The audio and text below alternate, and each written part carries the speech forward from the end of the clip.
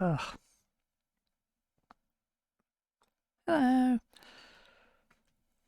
There was no stream yesterday because there was a storm. I wanted to see if it would do anything to the power, but it didn't, which is good. I haven't actually had a storm in a long while, so needed to know.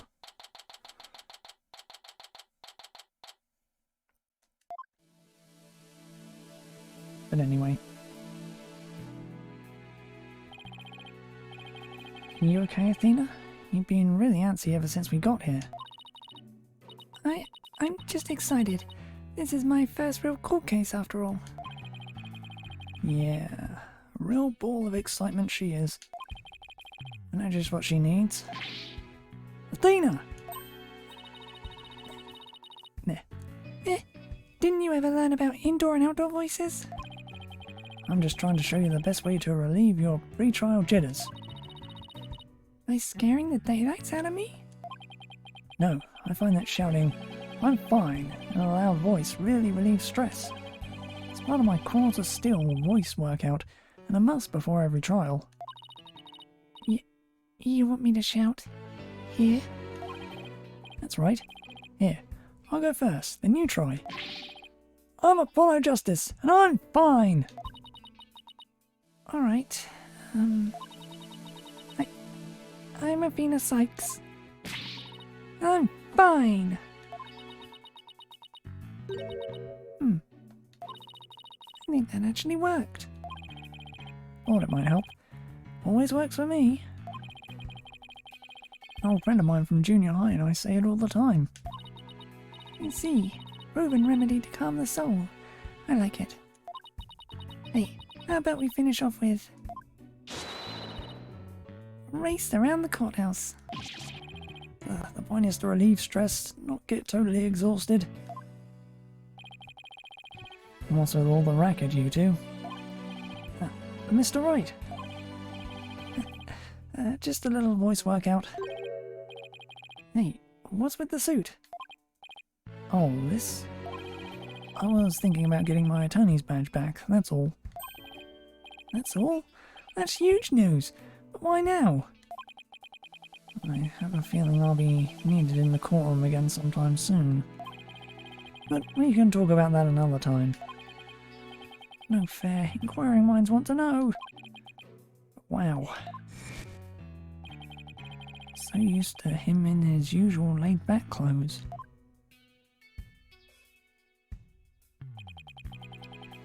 That suit makes him look like $1 million. By the way, have you heard about the prosecutor assigned to this case? Yeah, he's serving time, but before that he was a prosecutor. He also uses psychology.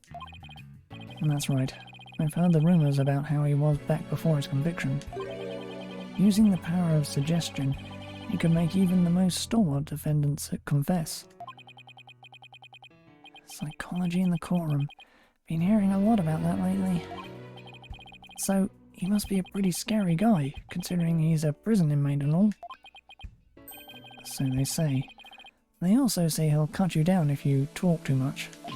I knew it was going to be bad news. It's probably just hyperbole. At least, I hope for your sake. Wait, so is it true or not? Let's just say you should be concise and choose your words carefully.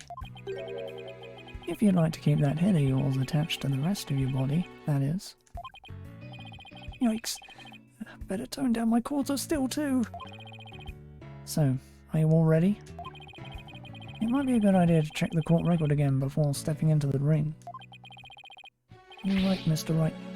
But I'm fine. I'll be watching from the gallery. Good luck. Thanks. Okay, let's do this. The odds of pulling this off are ridiculously low, but that's nothing new. Believe in our client. Seek the truth. That's all we can do. Hang in there, Mayor Temner. Here comes justice.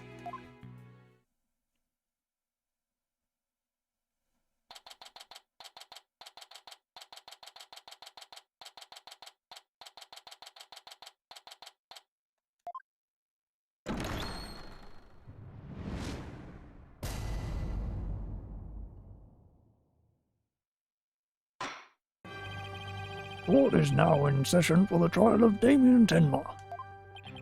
Hello, Justice. Defense team leader is ready, Your Honor. I know that big booming voice anywhere. As chipper as ever, eh, Mr. Justice? But who is the young lady next to you? I'm Athena Sykes, Mr. Justice's junior partner and fresh out of law school. Oh, now. Full of beans too, eh? Excellent. Makes an old man feel young again. Now for the prosecution.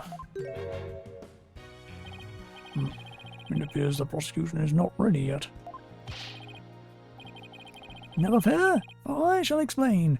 It's just a minor procedural complication, Your Honor. The prosecutor for this case is being escorted from prison as we speak. Prison? Well, yes, of course. I almost forgot that he is currently serving time.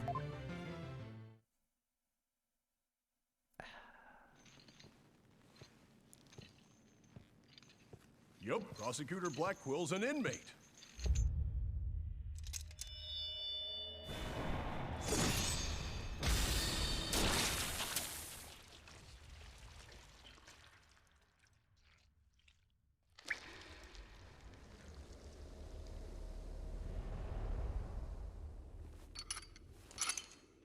But even a convicted murderer still got a job to do and duties to perform.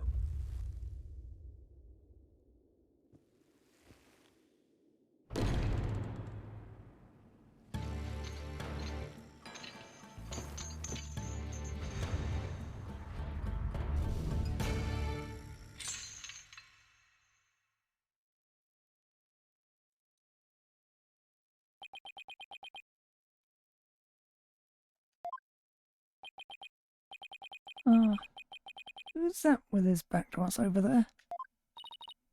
That's him, I'm sure of it. Prosecutor Blackwell. Is the prosecution ready?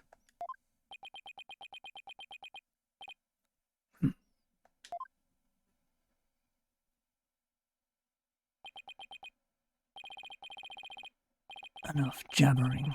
Get on with it already. Of course. Forgive me.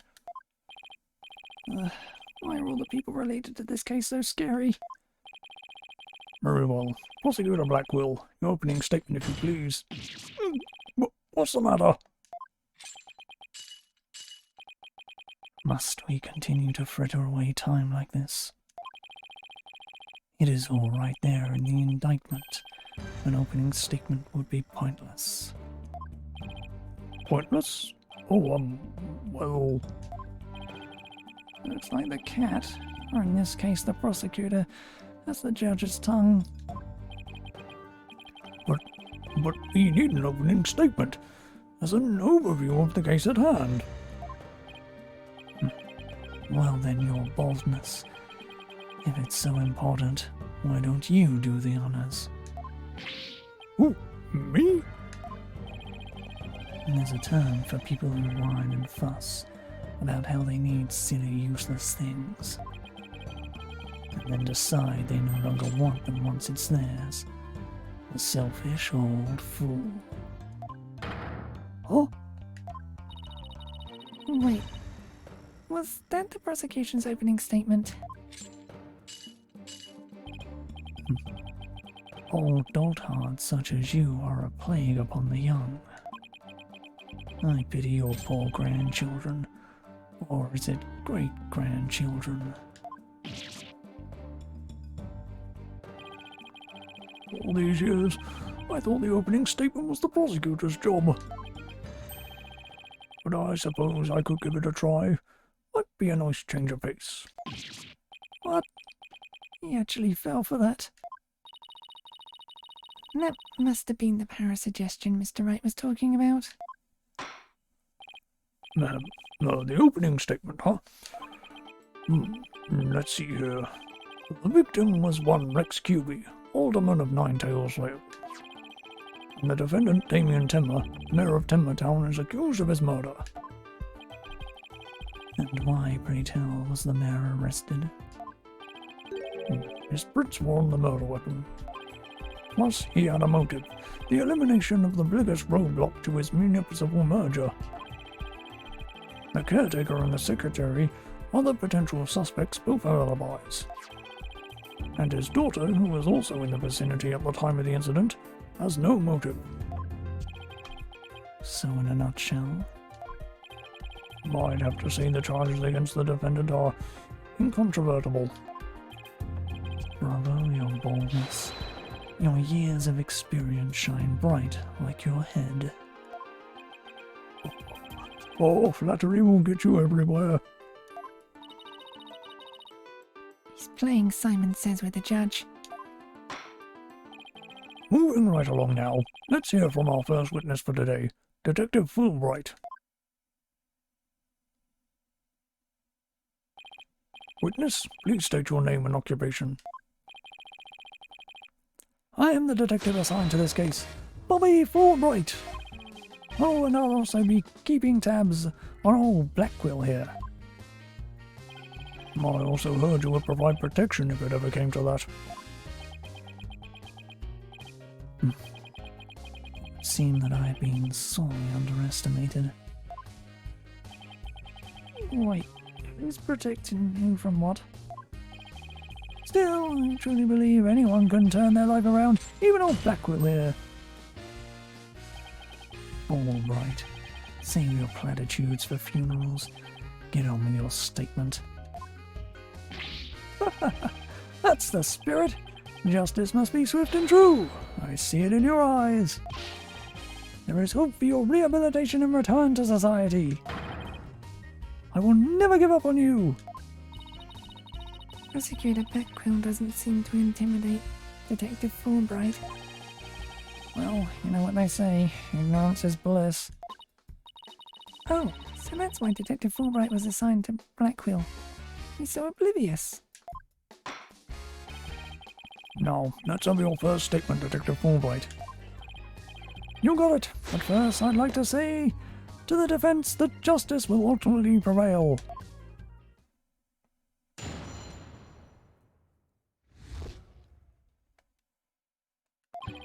Alderman QB was murdered with a spear that had been on the wall.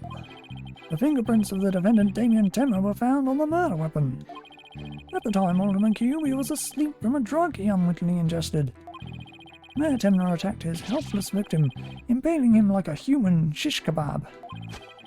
But the sudden pain jolted the victim awake, and he grabbed a statue and struck back.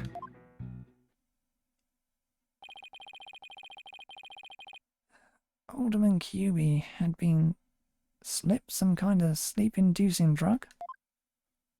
That's right. The accused was scared because the alderman was a former pro wrestler. So he slipped him a drug to make sure he'd be out cold and defenseless. Here's the autopsy report to prove it.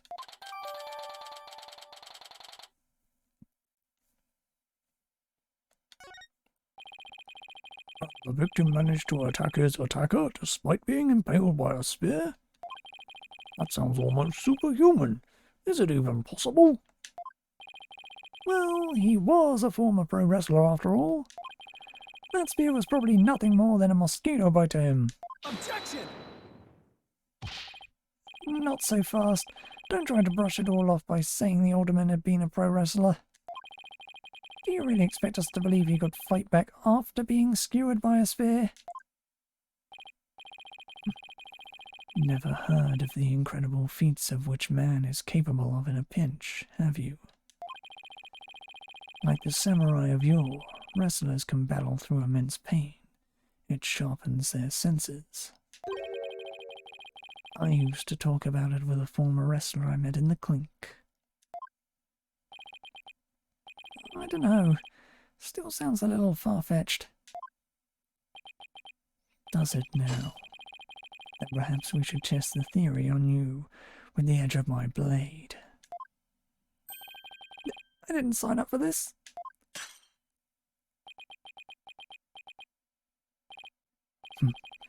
And so your life is spared. For now. Please let those shackles be made of titanium. I don't want to die. My investigations are as thorough as they are foolproof, or my name isn't Fulbright. I vow to resign immediately if I ever make a false arrest. The accused prints were on the weapon, and he is the one person without an alibi. Quite decisive evidence, wouldn't you agree, Your Boldness? The defendant is sounding guiltier by the minute. Yes, the judge leaning towards a guilty verdict. The trial's just barely begun. What's more, a curious rumour about the accused is making the rounds. They say he seeks the merger for the purpose of freeing Temnotaro from his imprisonment. Truth be told, I can think of no real reason to show interest in that backwards burg. Perhaps he's a complete nutter and really does seek to release an imaginary demon. Either way, he is raving mad and more than capable of murdering the alderman. That mayor is a strange one, all right. He only went to a blood drive but insisted on donating. Instead of donating... No, couldn't read that. Fucking auto text. Order! There will be no gossiping in my court. Your Boldness, please take a gander at those charms plastered across his cranium.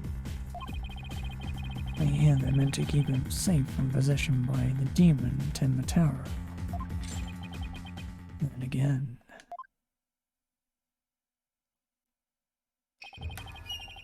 perhaps he's already under the demon's spell. Behold, the lunatic appears poised to lunge at you at any moment.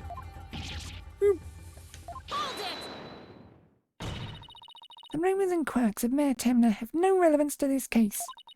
Besides, those charms on his head, they're just a fashion statement, I think. Come to think of it, such things don't seem relevant to the case, do they? The prosecution will refrain from dragging our client's reputation through the mud. Oh, what a dreadfully fearsome lass we have here. Phew, thanks for that lifeline, Athena. Careful, Apollo. He is the judge dancing in the palm of his hand. Power of suggestion is one of the more powerful tools in Simon Blackwell's arsenal.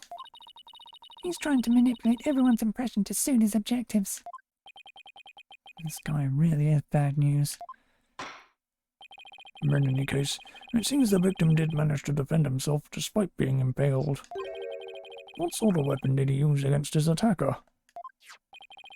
None other than this statue right here. It appears to be a statue of two strange creatures locked in battle. Two yokai, to be exact. On one side is the nine-tailed fox, and on the other, Temnotaro. Quite interesting if you think about it. It's as though this very case were rendered in art.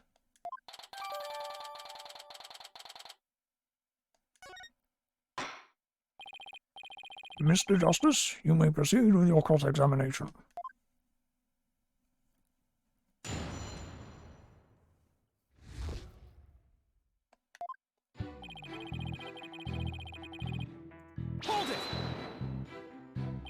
So, those weapons on the wall of the fox chamber, I presume those are real? Don't you think keeping real weapons around like that is rather dangerous? No matter what he collected, the alderman insisted it had to be the real deal. For instance, he had a real demon's club in his possession. Apparently one of his ancestors claimed it after defeating a demon in battle. What? That's got to be an old wives' tale. The alderman had pure, unadulterated justice flowing in his veins. Whatever he did it right. We've lost a real champion of justice in his death. Nothing but claptrap and balderdash, if you ask me. Now stop your bleating and tell us about the weapon. Your wish is my command.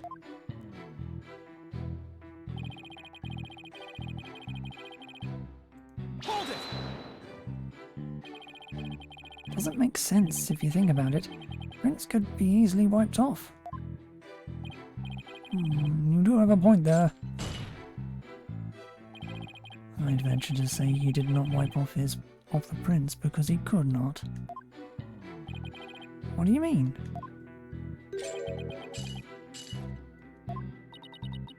Looks like he wants you to figure it out. Well, don't just stand there. Show him his boss. I'm totally lost. So why don't you just tell me the answer already? I don't think he saw that plea for help. You feeling alright, kid? Running a fever, perhaps? I wish trials came with a reset button. Well, the specifics may yet come to light. Please proceed, Detective Fulbright.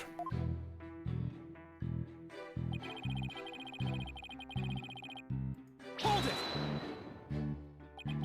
Come to think of it, coffee cup was found on the floor. What's the sedative in his coffee? Bingo! We found traces of a sleeping agent all over the inside of the cup. And that is why he was out cold. And that is until he leapt to his feet upon being impaled by the man. What an awful way to wake up. A rather stimulating eye-opener if you ask me. I too would have risen to the attack. For to die in battle is the samurai way. Paradise awaits fallen heroes. But that hole in his stomach would make eating a challenge. Prosecutor Backwell, please! Those morbid jokes of yours have no place in this court. Says the jester in detective's guise. Moving right along.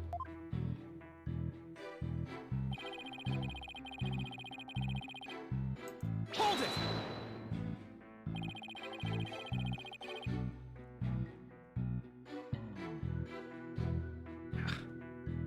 Itchy ear. So, the alderman was drunk because he was really strong. Did you see those rock-hard muscles of his?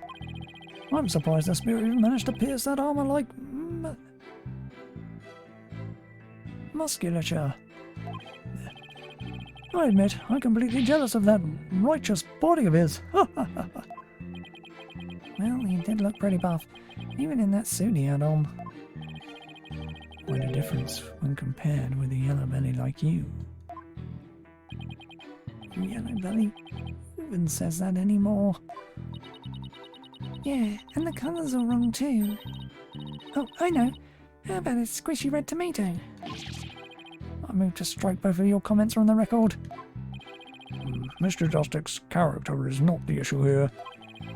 Now let's get back to what happened after the far more muscular alderman was impaled. Yes, well, your average person would likely have died on the spot.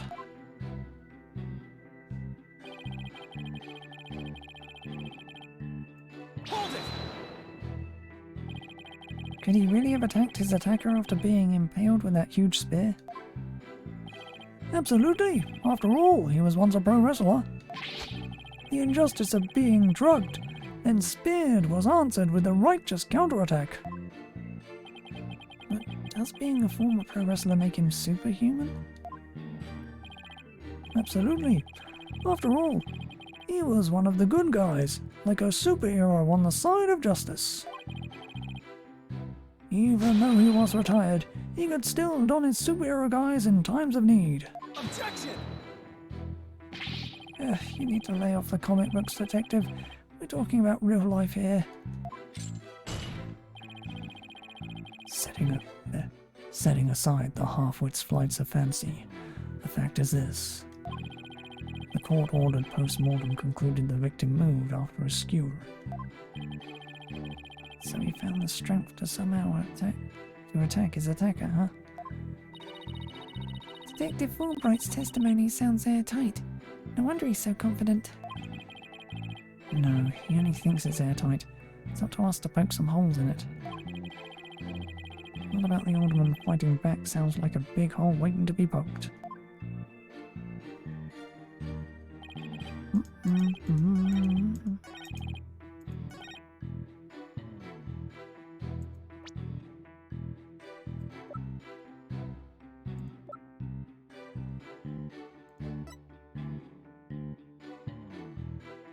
Objection! Did the alderman really strike the mayor? What? Are you questioning my sense of justice? Your so-called justice needs to find itself a pair of legs to stand on. You claim the alderman struck back after the mayor put a spear through him? But the statue he supposedly used to defend himself creates a major hole in your theory. It would appear that the defense has a counter-argument. Very well, let's hear what the defense thinks is odd about the detective's statue theory. There are no fingerprints on this supposedly crucial piece of evidence. And if you look at the crime scene photo, you'll notice that the alderman isn't wearing gloves. Yes, I believe he is quite gloveless indeed. He touched the statue with his bare hands. He should have left some fingerprints. Detective Fulbright, you did take that into account during your investigation, didn't you? Ah! This can't be happening! Did I arrest the wrong man?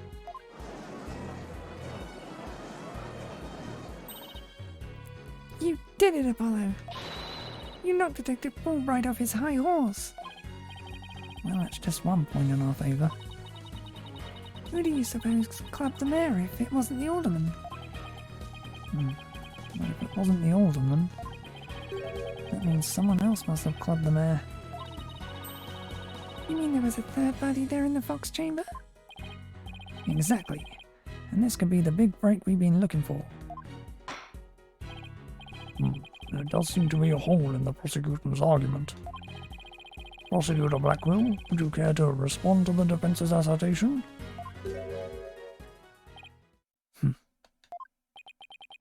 The least you could do is look at me while being dismissive. Your mind is as dull as an unhoned blade. Justice Donner. Justice Donner? He's been watching too many samurai flicks. It will take far more than that to cut down Simon Blackwell.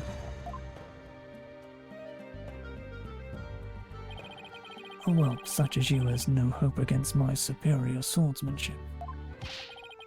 This is a trial, not a sword fight, Prosecutor Blackwell. There is a perfectly good explanation for the lack of prints on the statue. You might recall that blood-stained cloth found at the scene of the crime. But it just so happens that the blood was the mayor's. So, what are you getting at? Own your mind, boy. Why was there blood on that cloth?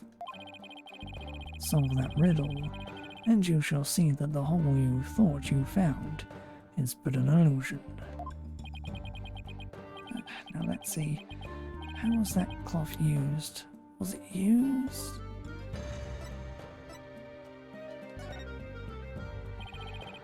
Maybe the old man wrapped the statue in the cloth. In short, he wasn't touching the statue directly when he used it to strike back at the mayor. Ah! Precisely. Bully for you, boy. Oh, it was nothing. Apollo, don't let him start manipulating you too. You just closed the hole for the prosecution. I did? I did. Right. And a statue wrapped in cloth would leave no fingerprints is as plain as day. But this also proves that there are no holes in our theory of the alderman striking back. Oops. Ah!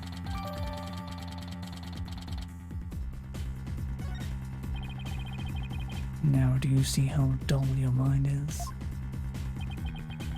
I'll make sure to sharpen it next time. A particularly frightening inmate once told me that He always tenderly honed his blades before he went to work. The samurai of yore. Samurai sounds more like a homicidal maniac to me. Actually, he was working in the prison kitchen at the time. Wait, so the inmate was a murdering samurai prison chef? It would seem that the victim and his killer were the only ones there after all. I was kind of attached to that hole. Now what? Apollo, I just thought of something. They didn't find anyone's fingerprints on the statue. Who's to say someone other than the alderman didn't hit the mayor with it? Why didn't I think of that? Anybody could have not left prints on it. Then who, pray tell, struck the mayor with the statue? Please illuminate us with your wisdom, young lady. There's only one answer. The real killer. Prove the existence of this real killer, then. What evidence have you? Oh, I'll give you evidence, all right. Athena, are you sure about this? To borrow your words, Apollo, I'm fine. Take a look at this. Black feathers and tracks, allegedly from a yokai, were found at the scene. I believe they're from the third party who struck the mayor with that statue. Is the defense actually suggesting some sort of monster killed that alderman? That's exactly what I'm suggesting. Objection!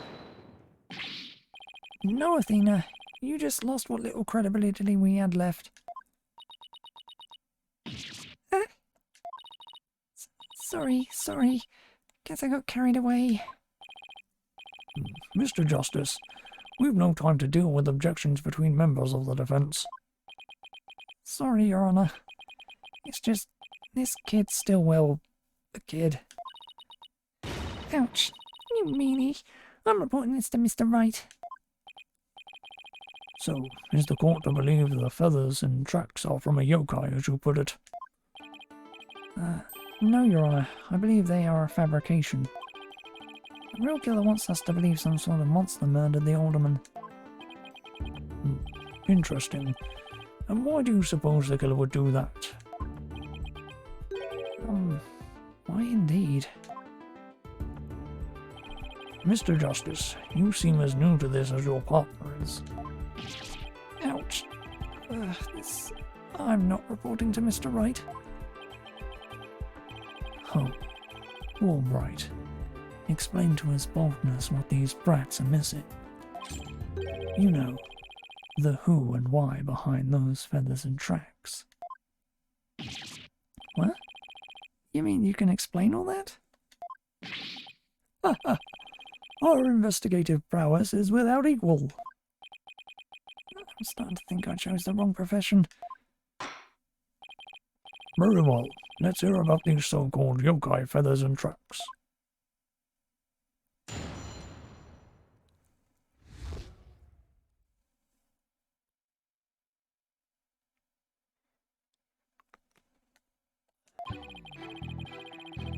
This entire case centers on one man's attempt to crush opposition to the municipal merger. Mayor Temner panicked when the amazing Ninetales helped embolden the protesters. So he stoked the villagers' fears by fabricating a monster. The strange feathers and tracks he planted made it look like a yokai was the killer. Those feathers and tracks stoked the villagers' fears? Absolutely. He knew exactly how to prey on their superstitious minds. Those feathers only gave weight to the idea that the alderman was slain by a demon. The accursed demon Tenmatero, that is. Tenma... who?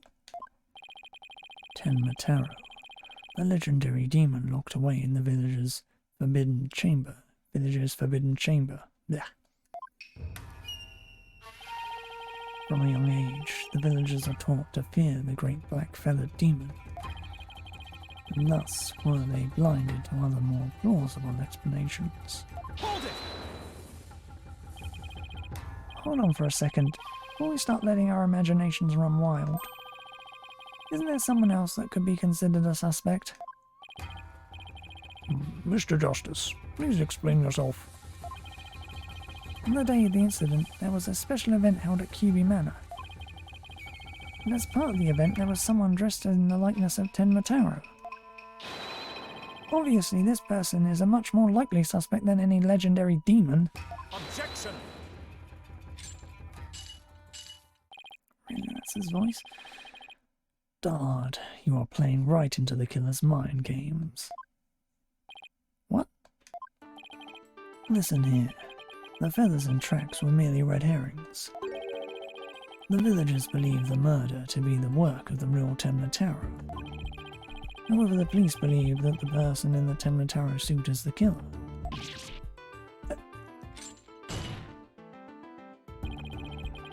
The defendant sought to sow this confusion in order to deflect blame away from himself. However, he was knocked unconscious by the alderman. And thus, a mentally deficient mayor was caught red-handed at the scene of the crime. Objection! Do you honestly believe that Mayor Temna would do something so stupid? Objection!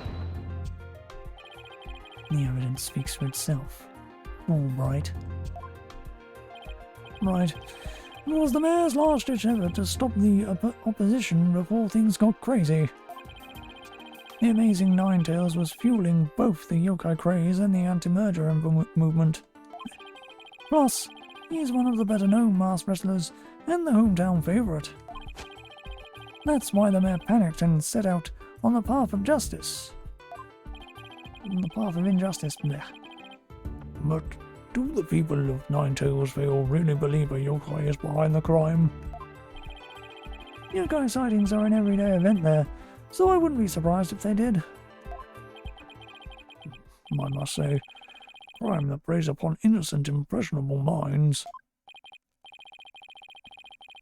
Just so, a particularly silver-tongued inmate once had the following words for me. The innocence of heart. The innocent of heart are the easiest prey. You don't say. Was this inmate a con artist? No. He was framed for the murder of his beloved. I actually felt sorry for the poor chap. Wait, so he wasn't the predator but rather the prey? Yes, well... Now then, the defense may proceed with their cross-examination.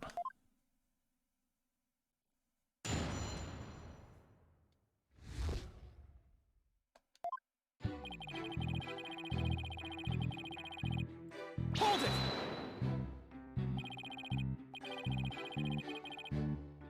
Detective Fulbright, is the anti-merger movement really that strong? Oh, absolutely. They parade around in yokai costumes shouting, "Down with Mayor Temna!" Then just the other day, they stormed Temna City Hall, claiming it was a den of vipers. But when the accused showed his face, the angry mob scattered like leaves upon an autumn wind. For you see, lowly yokai are no match for Temna Taro, the dark lord of their kind. Wait, are the villagers scared of Mayor Temna or Temna Taro? I'm confused. I think he means Mayor Temna. It's easy to get the wrong impression about the guy. Detective Fulbright, why do you suppose the defendant would commit such an act?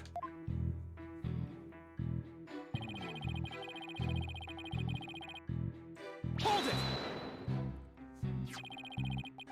The amazing Ninetales. No one knows his true identity, right? That's right.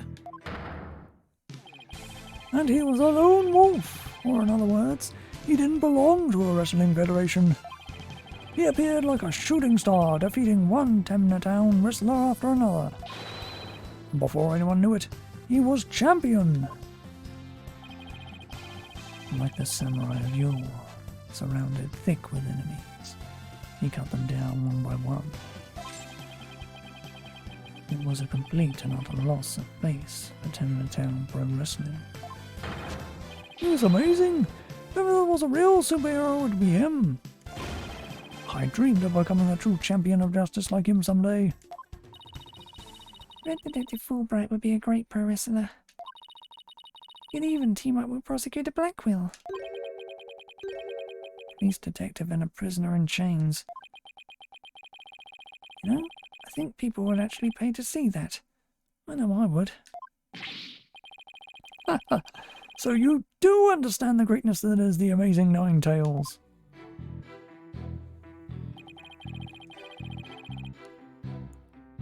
Hold it! Did the mayor and yokai evidence really stoke the villagers' fears? That murder in yokai... Absolutely. It had an immediate effect. The presumed return of the dreaded Temnataro had them shaking in their boots. Oh my, is it really that bad? That superstitious lot. It's as if Jack the Ripper had been set loose in their village. The mere thought of that demon lurking about is enough to spark a mass exodus. I see. That's a very persuasive argument. The mere thought of His Honor buying into Simon the Psycho Slasher's words makes me want to spark my own exodus out of the courtroom right about now. So you see, there can be only one reason why anyone would plant those feathers and tracks.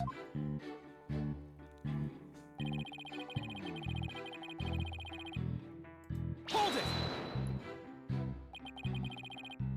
But it doesn't add up.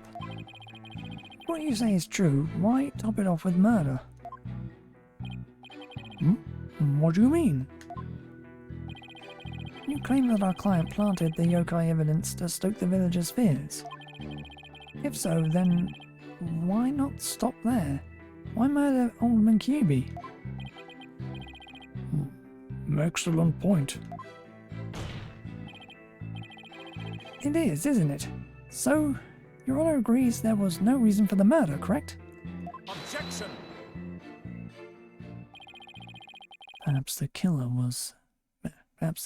was spur of the moment. You're saying it wasn't premeditated?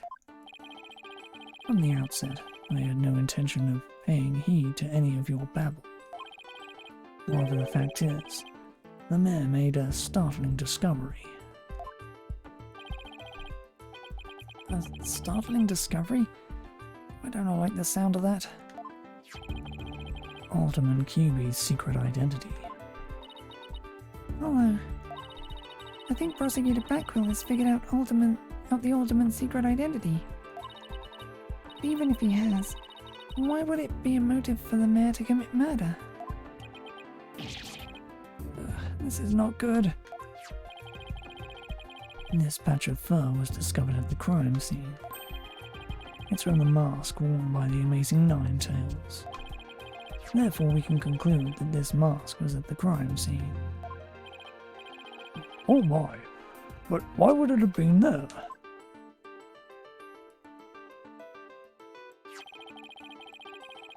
The victim was a former pro wrestler and a member of the anti-merger movement. Need I say more? Well, could it really be? Your boldness has had an epiphany, I see.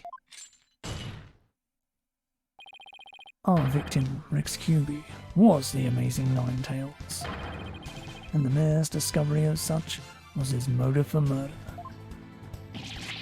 No!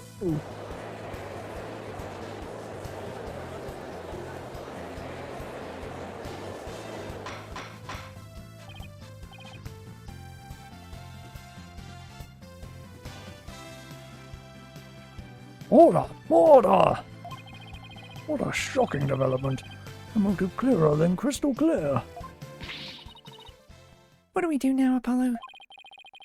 I didn't think they'd tie the Alderman's secret identity to the mayor's motive for murder.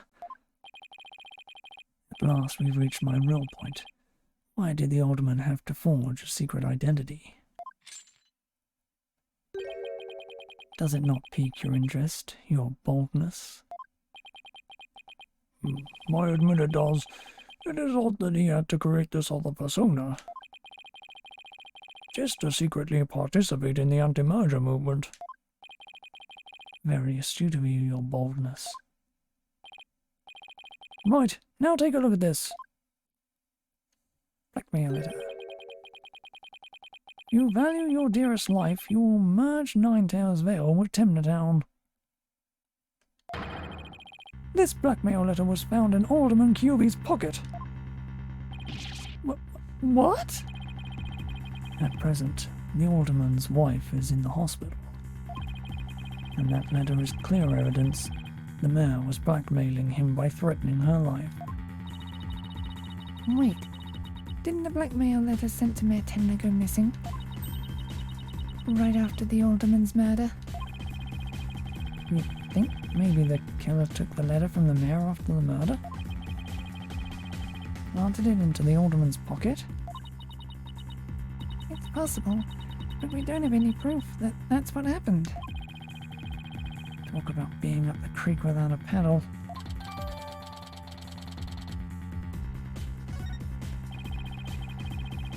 Mayor Temna would have made a clean getaway if he'd just left after planting the yokai things. But he was knocked out cold by a sudden decision to kill the amazing Ninetails. So it was the amazing Ninetails counterattack that brought the entire crime to light. Wait a sec. Wright's claiming that the mayor killed the alderman after planting the yokai evidence, and that the mayor was knocked out cold immediately after that. Detective Fulbright, please add your previous statement to your testimony.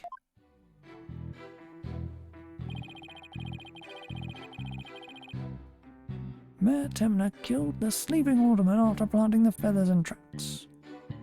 Hold it! So, let me get this straight. You believe the mayor planted the yokai evidence before the murder, not after? Absolutely. And then he was knocked out cold by the alderman's last punch. You wouldn't have had a chance to plant the evidence after that. Something's not right here. Hard to believe that a stiff, humorless man like the mayor could be behind such a stunt. We have to do something, Apollo, before they pin it all on the mayor. And we're going to need to prove that Mayor Temna didn't plant that yokai stuff. How are we supposed to do that?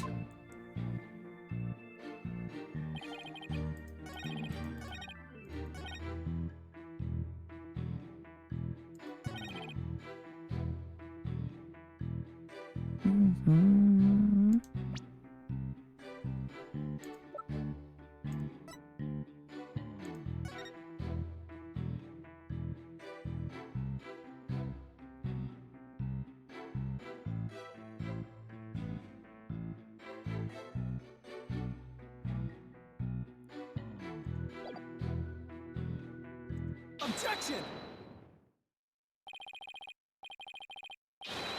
Detective Fulbright, your sense of justice is anything but fair. What's this? You dare question my justice again? Yes, and I'm going to prove it to you. Take a look at this photo. This is the crime scene photo.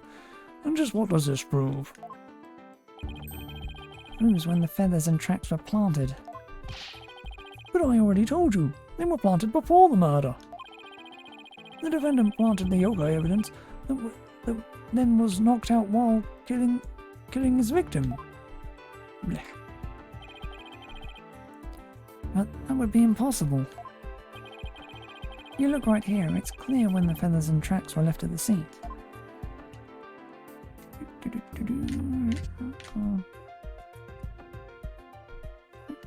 Should do, shouldn't it?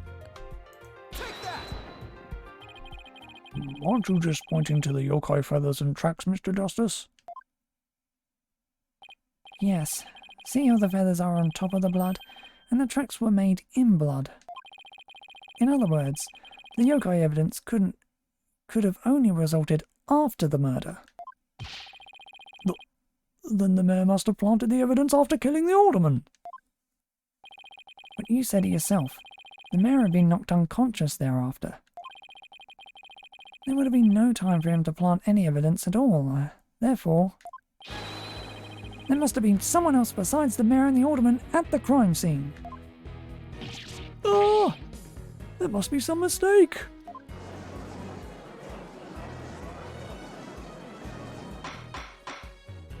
Order! Order! Where's your evidence? You can't possibly have any, can you? Evidence? Oh, I have evidence. In fact, I have an eyewitness testimony for you. You do? But how? Was my vaunted sense of justice really just half-baked? He's taking this really hard. Mr. Justice, what is this testimony regarding a third party that you claim to have? I have it right here, Your Honour. It's the sworn testimony of Mr. Temner's daughter. The witness, Jinxie Temner, saw a yokai in the hallway after stumbling upon the scene. It was the demon Temmataro. He's the source of those feathers and tracks.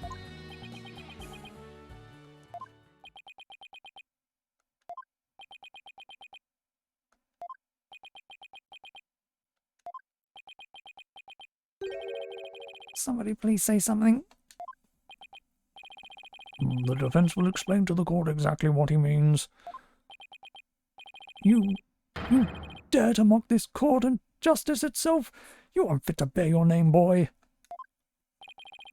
Your boldness. It appears our defense attorney here is delirious from exhaustion. Apollo, think of something quick before you're held in contempt of court. What do you think I'm trying to do? Before you decide whether I should step down, please hear me out. Very well, Mr. Justice. I'm all ears, but you had better explain yourself well. What was this yokai you were talking about? It's all in this statement here. Jinxie Temma asserts that she saw Temmataro. After she discovered the crime scene and called the police, she came around a corner in the hall. It was around here.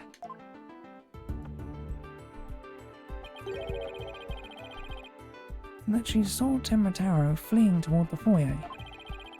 The defense asserts that whoever was impersonating this monster is the one who left those feathers and tracks behind, intentionally or otherwise. What? How incredibly unjust! Why haven't I heard about this before? The defense just proved there was someone else. So then it wasn't all a setup. The prosecutor's a convicted felon after all. Ugh, did that too fast.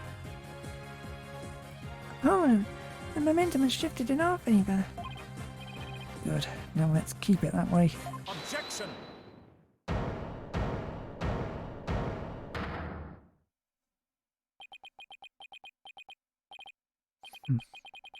Little do you realise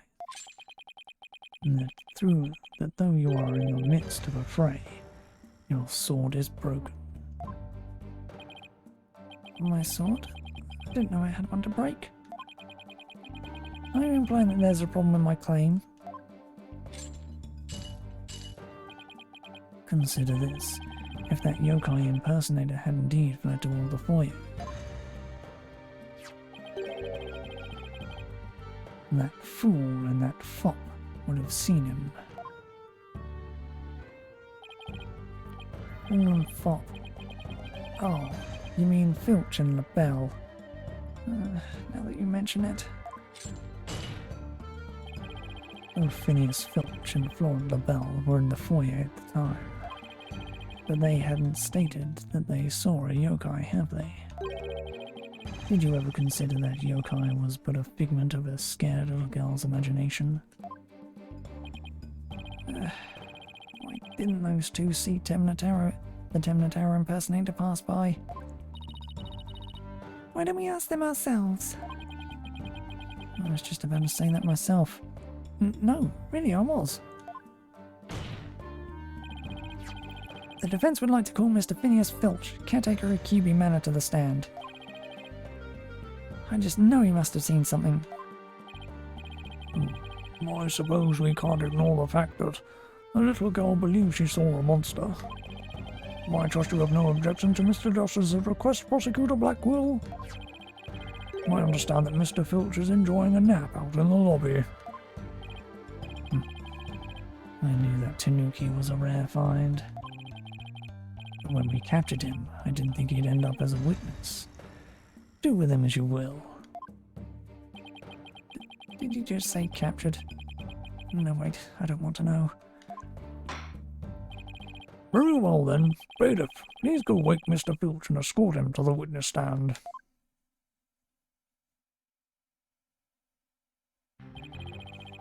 Will the witness state his name and occupation, please?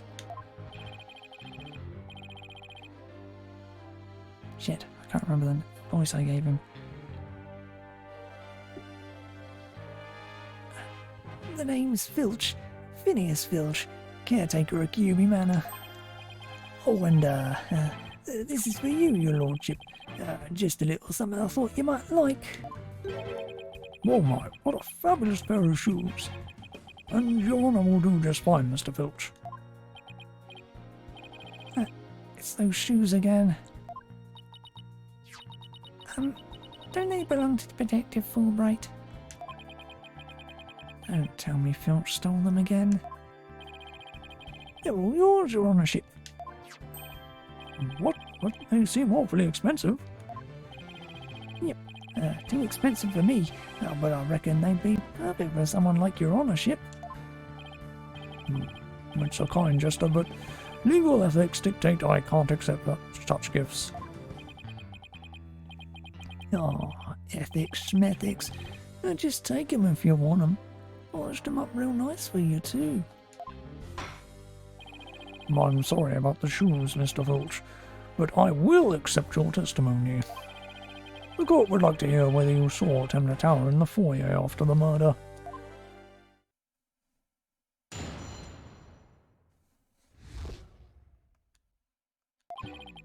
At the time of the murder, I was on guard duty in the foyer, just like Mr. QB asked.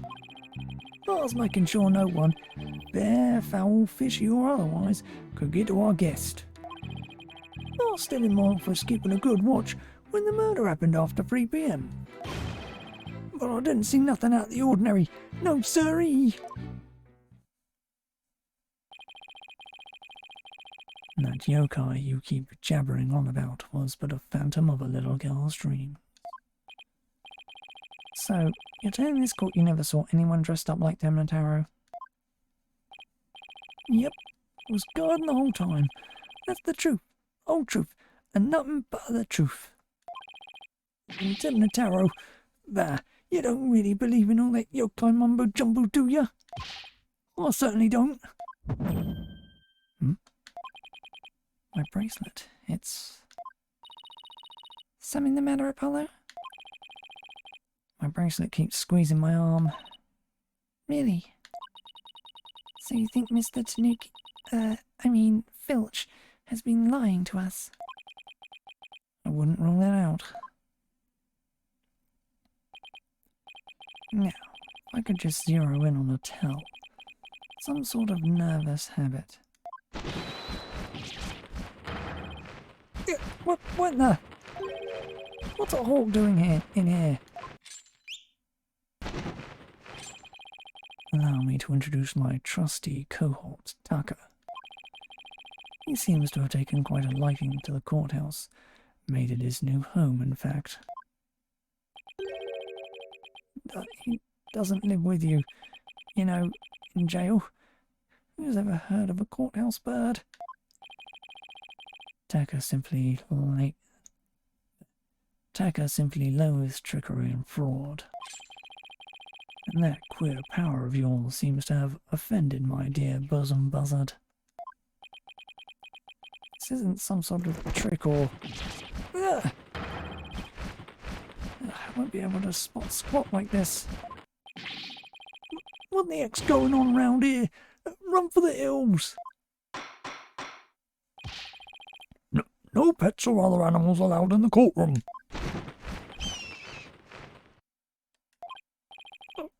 Somebody help! Oh, he's merely having a bit of sport.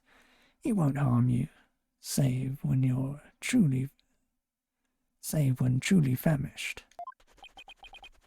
In that case, prosecute a back wheel. It will ensure your feathered friend is properly fed. Looks like we have to do this the old-fashioned way. We'll be fine, I think. There was someone dressed as Temnotaro there. Filch should have seen him. We'll just have to put our faith in Jinxie's statement for now. Mr. Justice, please proceed with your cross-examination.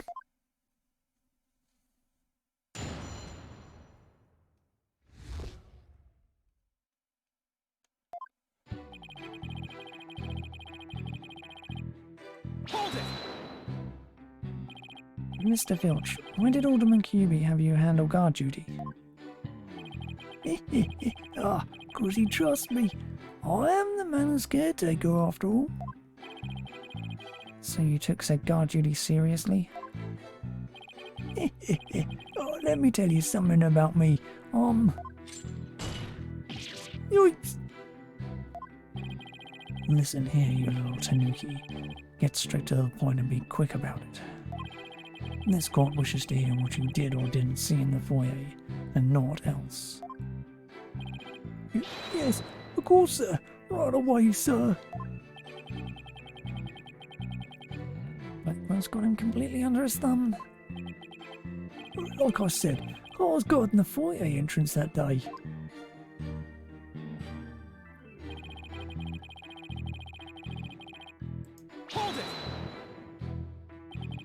So no one could get to him.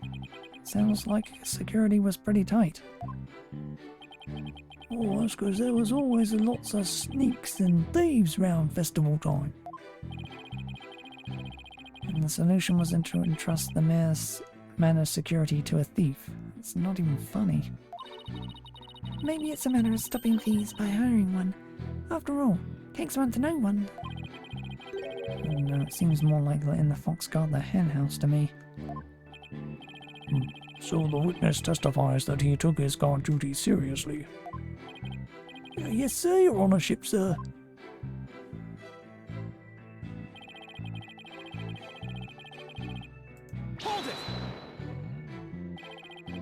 Did you really keep an eye on the foyer the entire time? Poor old Filchy. Been working hard my whole life. Only to be sneered by some greenhorn in his fancy schmancy suit and silly haircut. Sorry, Mr. Blackwell, sir. I didn't mean to get off subject there. Sheesh, Blackwell didn't even say anything. To answer your question, yes, I kept an eye. No, both of them, in fact, on the foyer.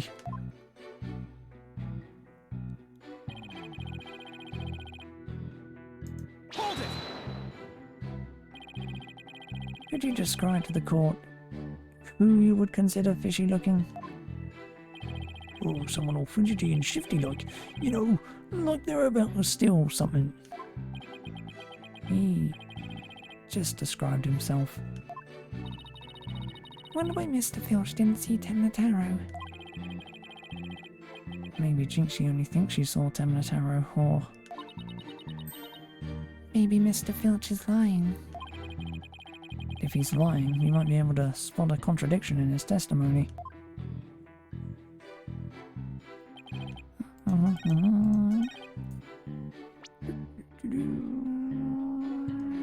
TV listings? No special edition paper.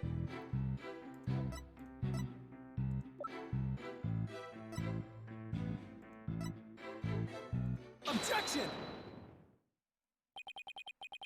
Don't lie to the court like that, Mr. Filch. Oh, hey, you ain't right to bushwhack a fella like that. Unfortunately for you, I have evidence that proves you're lying. you look at this TV listing here, you'll see that at the time of the crime, there was a pro wrestling match scheduled. Something you'd never miss. Ugh. Oh, I didn't watch that one. No, siree. I was doing my job just like I was supposed to. This guy doesn't know when to give up. Mr. Filch, someone even circled the match. It was you, right? Yikes. Not only that, you even told me you watched it. You said, and I quote, "It was a complete disaster." Oh. So, do you admit to slacking off? You can't treat me with your Rudy Poo lawyer talk. I'm one of them professional types too. I can do double duty, watching TV and foyer at the same time. The only thing Filch can claim to be a professional of is professional thief. Mr. Justice, you would have this court believe the witness was slacking off. That's correct. He claims to have been watching TV and the foyer at the same time. But that's nothing but a bald-faced lie. Well, as you say, but I'm not the one who's lying. Perhaps you meant the witness, Mr. Justice. And in that case, let's see what evidence you can offer. You claim Mr. Filch is lying about watching TV and the foyer simultaneously. Now, prove it.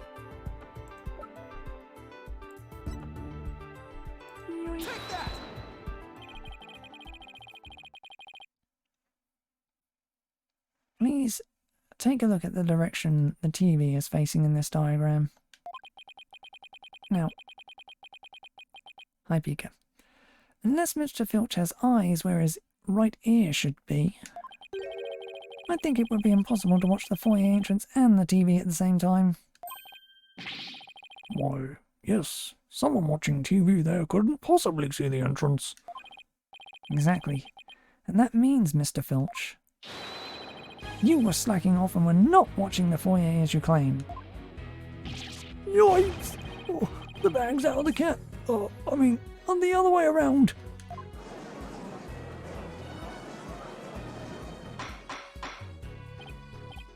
Order, order, order!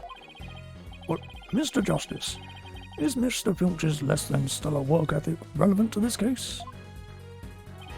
It's very relevant, because while he was slacking off watching TV, there really could have been a Temnotaro impersonator in the foyer. Objection! What now? Granted, this Tanuki was lax in his duties, but he still had the foyer entrance covered. What are you talking about?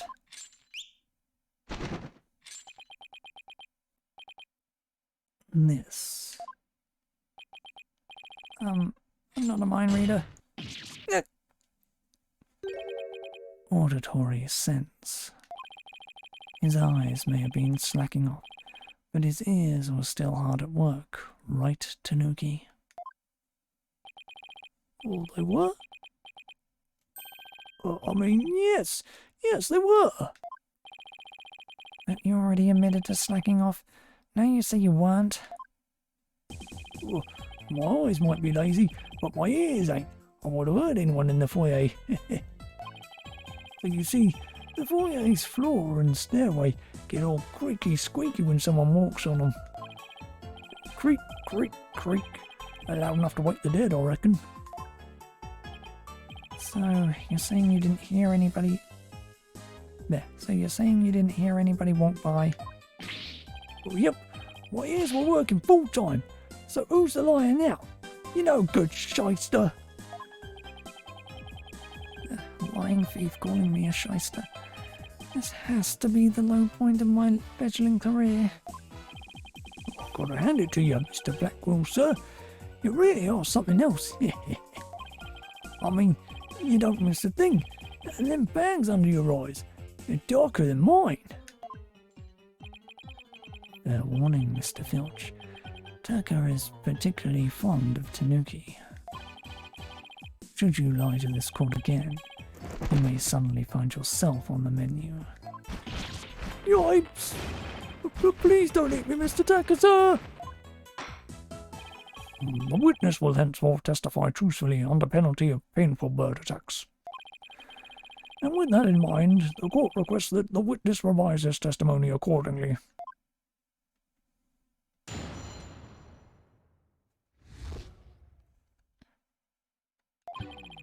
It's true. I was watching a pro wrestling match on the office TV. My eyes might have been slacking off, but my ears, they were working overtime. They're all there so creaky squeaky like.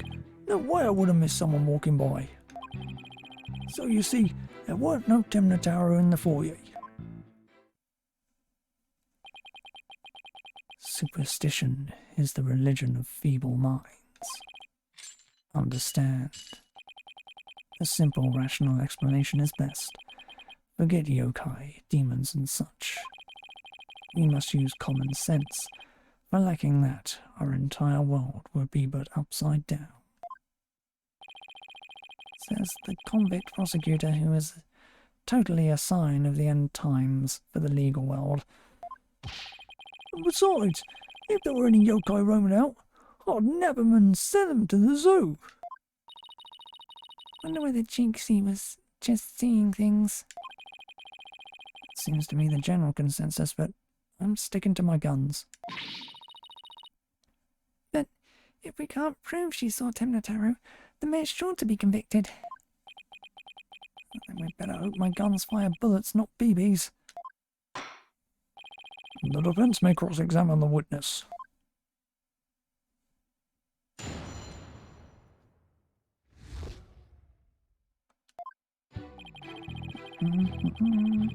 Hold it! You are paid for your work, aren't you?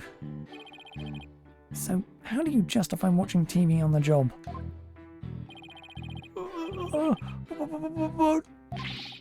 But it ain't easy being me.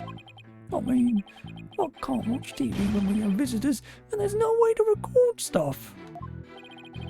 Sorry, am I supposed to be consoling you over your first world problems?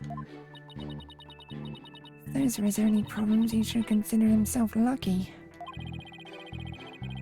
I guess pro wrestlers... Blech. Blech. I guess pro wrestling's serious business to Mr. Filch.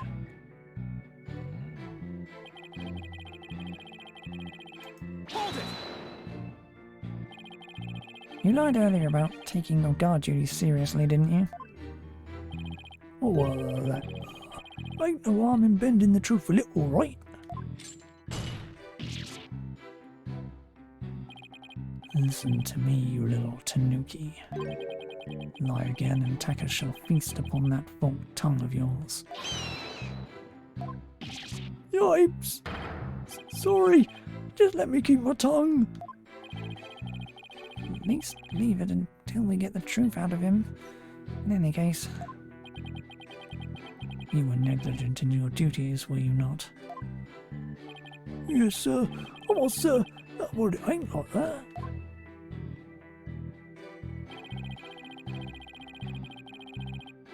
Hold it! So you're pretty good ears, Mr. Filch. As good as they come, I'd say. Ain't nothing to hear a creaky floor. Plus, that Temnotaro makes a sound when he goes by. It's like a jingle jangle. Yep, episode 2. Jingle jangle. How does he do that? Who's that staff who is? That's what jingle jangles. What's he talking about, Apollo? Beats me, but I guess Temnotaro is a staff that makes noise. Come to think of it, didn't Jinxie mention something like that too? She said she saw Temnotaro holding a staff-like object that made a jangly sound. I guess that's the source of the noise then. Well, Mr. Justice, Mr. Filch says Temnotaro jingle jangles. Would you consider that vital information? Yep. Extremely vital. I request that it be added to his testimony.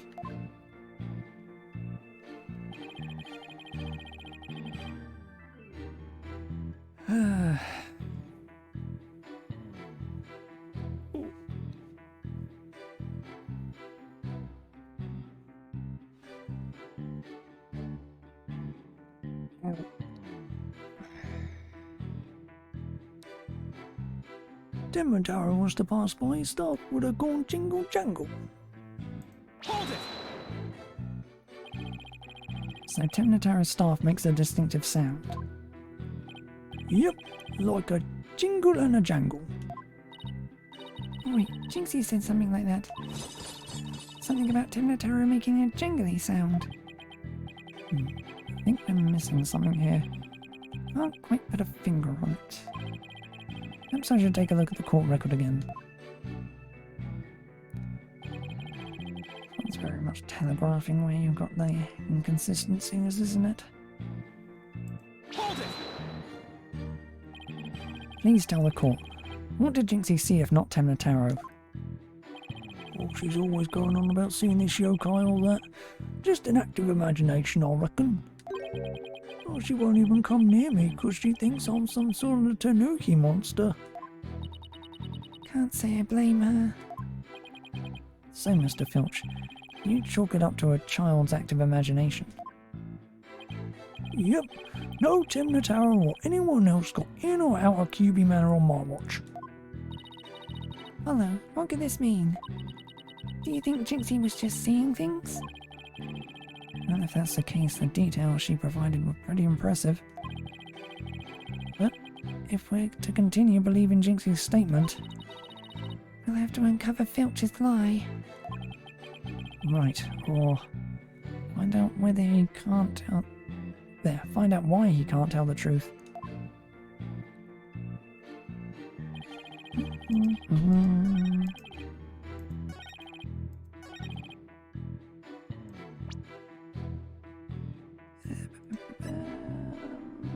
Yeah. Objection! Temnataro's staff would make a jangly sound, you say. Well, I'm going to say that your story doesn't add up. If there is something the defense would like to share with the court. Mr. Filch, you say that you didn't see Temnataro on the day of the incident. Why then? Why did you assume just now that Temnataro would be holding a staff? What?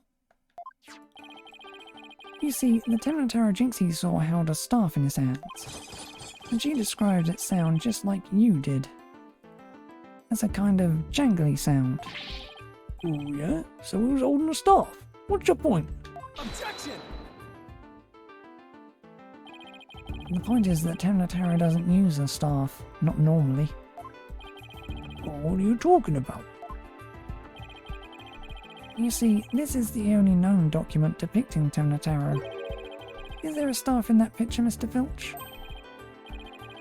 You're right, there's no staff. Not even a cane or a walking stick. So the question is, why does the witness think Temnataro uses a staff? I believe the answer will overturn the prosecution's case on the most basic level.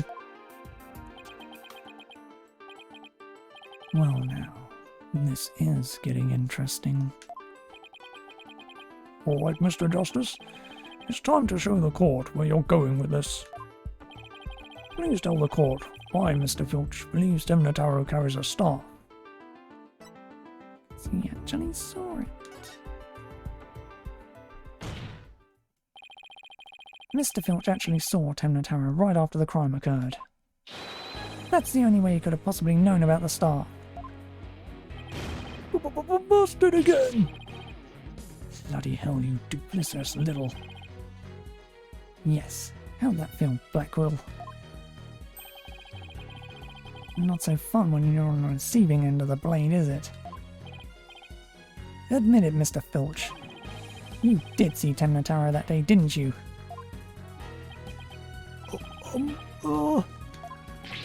Well... I'm begging you, please don't make me say it! But clearly you did see Temnataro. Stop stalling and testify to that fact. No can do. No way, no how! You ain't got no idea how terrifying he can be! He? Mr. Filch still won't admit seeing Temnataro, even though everyone already knows he did. question now is why. Mr. Filch is scared to death. Is that why you can't admit the truth? Come to think of it.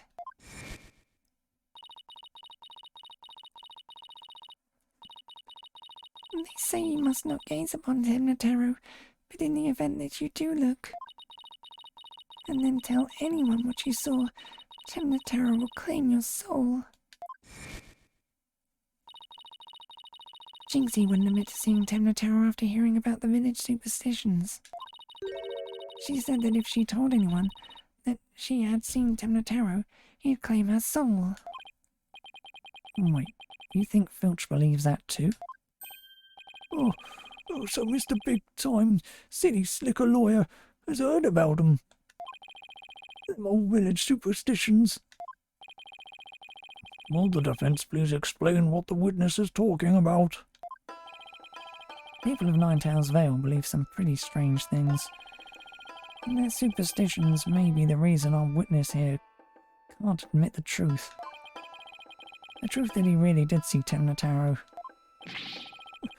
Darn strength, that's why.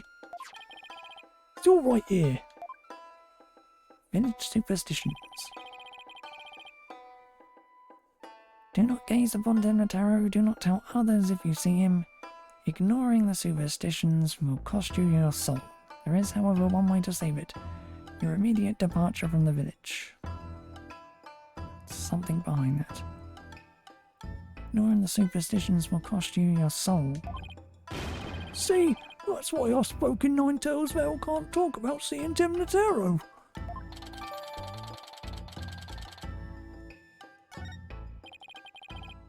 That clears up one mystery. Killer took advantage of the superstitions by wearing a Temnotaro costume. They knew that way no one could talk about him, so it was as if he never existed. The defense holds that this Temnotaro impersonator is the true killer. What? Objection! Superstitions, you say? What kind of a fool would actually believe such rubbish? Or would that using some silly fairy tale so easily expose the culprit? You'll need to come up with a more rational, common sense explanation than that. Objection! Your common sense seems awfully narrow-minded to me, Prosecutor Backquill. Objection! Try living in my world of narrow cells, mortal danger and dark, sleepless nights. There is no lack of superstitions in the clink, but few are those who truly believe in them. Objection! Well, the village superstitions are real enough to the people of Ninetales Vale. A life or death superstition might even... Yeah, a life or death superstition might make even you a believer.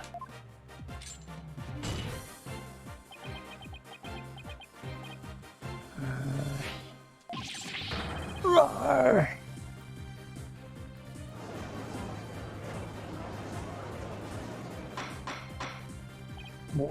Order, I say! You fool of a Tanuki. 2 times now your lies have cost me. Sorry. I promise not to do it again.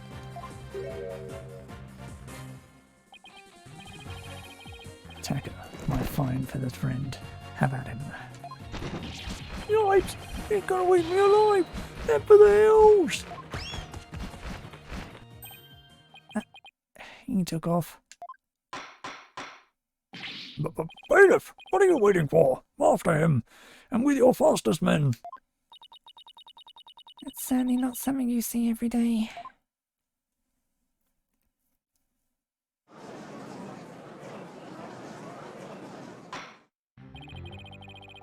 Well, it would seem a new and important fact has come to light.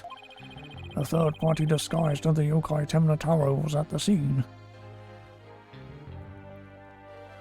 Oh, the amount of people who run away from this court is... Now we have 2 witnesses who can attest to that fact. Any objections, Prosecutor Blackwell?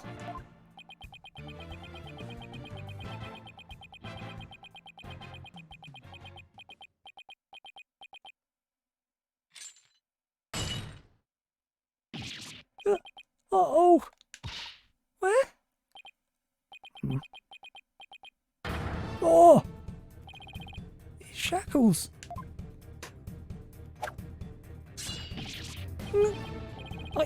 I'm too young to die.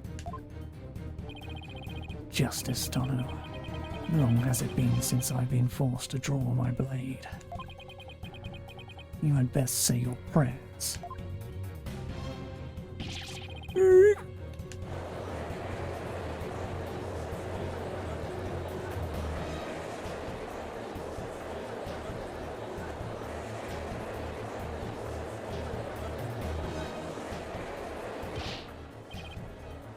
Detective, do something. Have no fear, all Wright is here. When the going gets tough, the champion of justice gets going. Objection!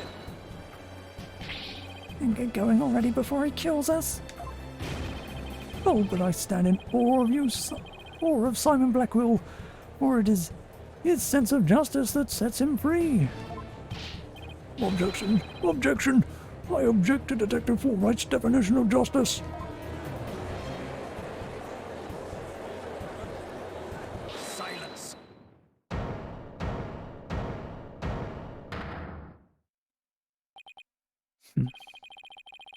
I'm not in the habit of cutting down unarmed cowards. Oh, well, in that case, Prosecutor Blackwell, can I ask you to, you know...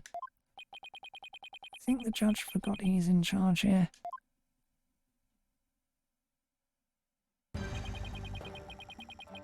So Justice Dono's assertion is this. Temna Taro is the real killer, not Mayor Temna.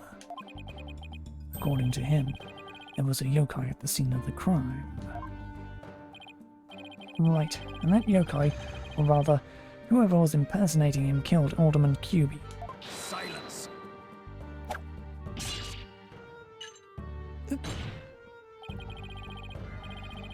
Care to explain why Jinxie, being the first to discover the murder, did not see your alleged killer yokai there in the Fox Chamber? What? He's right. She said nothing about Temna Taro being in the Fox Chamber. Let me enlighten you. That little scamp heard a dying scream right before she opened the chamber door. And your point is? Upon opening the door, she found a freshly skewered victim, the alderman, and the homicidal maniac who had killed him, the mayor. No, it must have been someone dressed up like Yeah! Then, why does that little scamp claim not to have seen a yokai in the Fox Chamber? Considering her father is accused of murder, surely she would have mentioned any third party that might have been in the room. I don't understand. Why didn't she see Temna Taro inside the Fox Chamber? There is but one way to find out. Ask Jinxie Temna whether she saw your killer yokai at the scene of the crime. Uh-oh. The final battle draws nigh. Only one of us will leave here alive. Long has my blade thirsted for blood. At long last it shall be sated. Wait, this is still a trial, right? Show me what you're truly capable of, Justice Dono.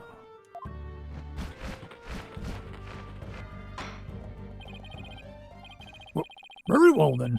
Both parties no doubt need some time to regroup. So the court will take a 10-minute recess in order to... Oh, 3 minutes. I'm sorry, but a 3-minute recess? Just so. Plenty of time if your destination of intent is the loo. The loo? You mean the bathroom? Sheesh. At least include enough time to wash our hands. See that you take no more than 3 minutes. All latecomers will be punished. Yes, sir. I hereby declare a 3-minute recess before the battle begins. I declare Prosecutor Blackwell the winner of this round of Simon Says. Doesn't bode well for us if the prosecutor is running the show, does it?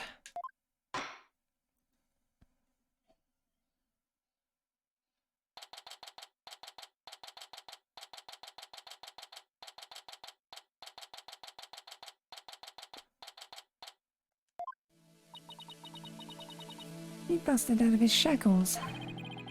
Yeah, what was that all about?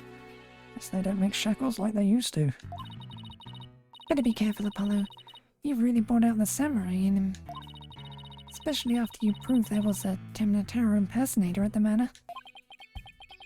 What's with that guy and the whole samurai act anyway?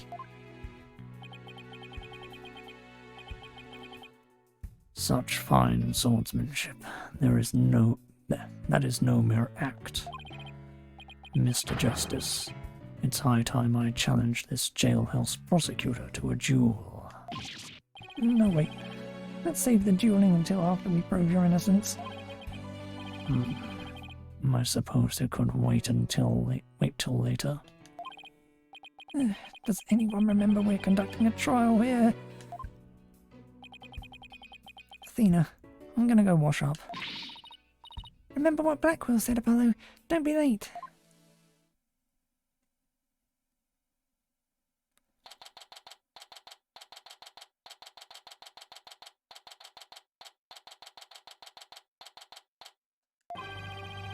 Now then, I believe our next witness is Miss Jinxie Temler, a maid at Kyubi Manor. I believe we can proceed now, if the witness is ready, that is.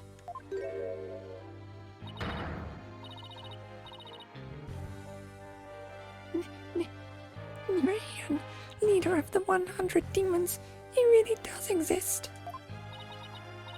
Wow, that is one well-polished tray.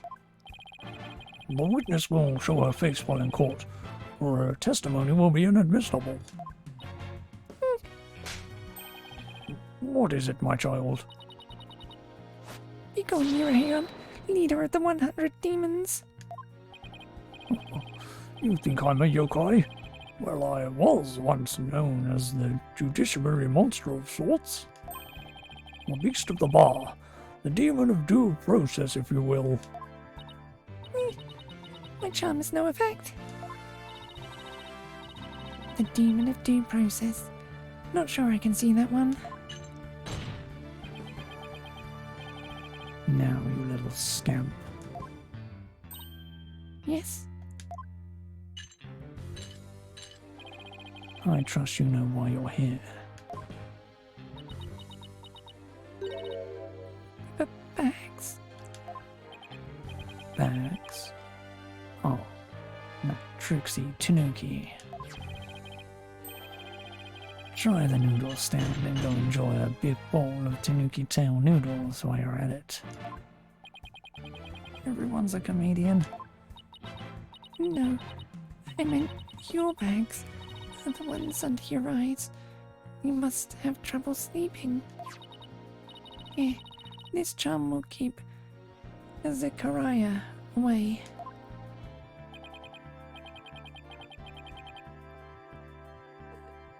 Azuki Arai. Azuki Arai, the yokai that washes Azuki beans. The only thing needing washing will be your father's neck before I take his head clean off.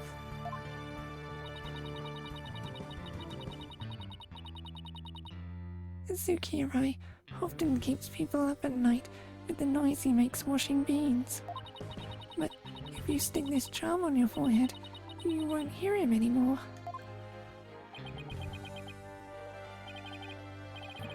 Is that so? Well, thank you. Looks like Prosecutor Blackwell got more than he bargained for. Well, they're bad enough alone, but together those two are just plain creepy. Your testimony, if you please, Miss Tenma. Specifically whether or not you saw Temna Tower when you discovered the crime scene.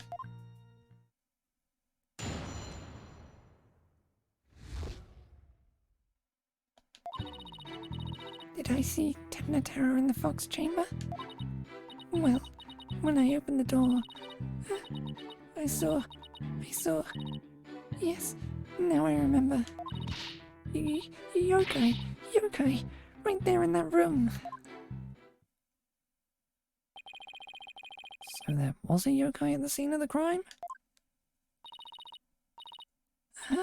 Lots and lots of them. Oh wait, more than one yokai? Did Temna Tower happen to be among them? I don't know. I just don't know. All I know is the room was swarming in yokai. Swimming in yokai. Blech. Kasha. Nurikebi.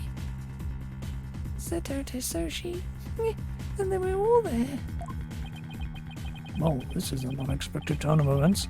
We've gone from no yokai to a flood of them. This is ludicrous. You would have this court listen to this delusional little scamp's testimony.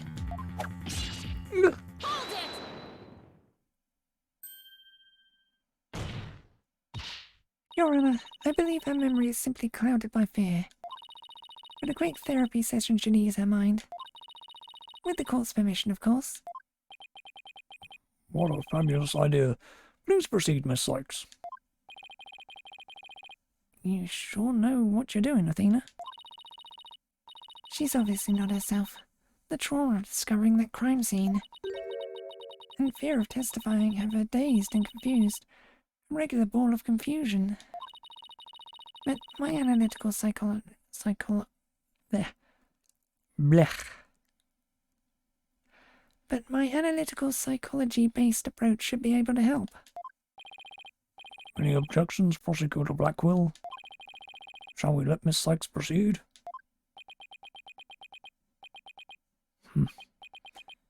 It makes no difference to me.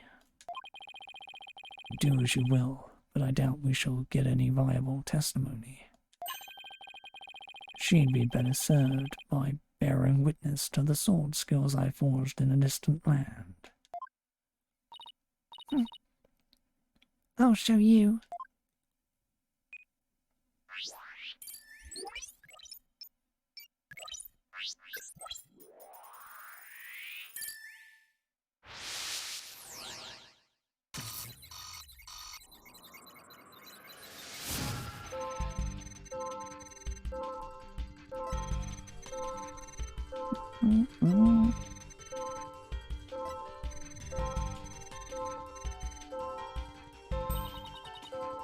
Found something. Looks like an out-of-control emotion.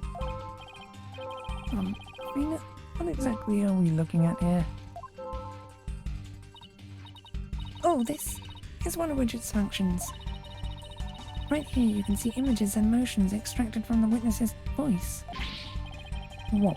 You mean that little thing can do all this? Pretty cool, huh? Yeah, I thought it was just some kid's toy. Unfortunately, all I'm getting is an overflow of error. It's an overflow error right now. See how sad is brightly lit there at the bottom left? She's under an uncontrollable amount of distress, which is masking her other emotions.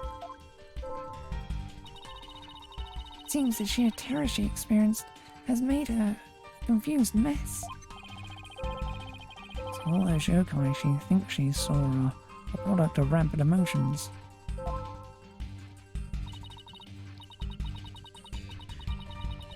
Yes, that's right.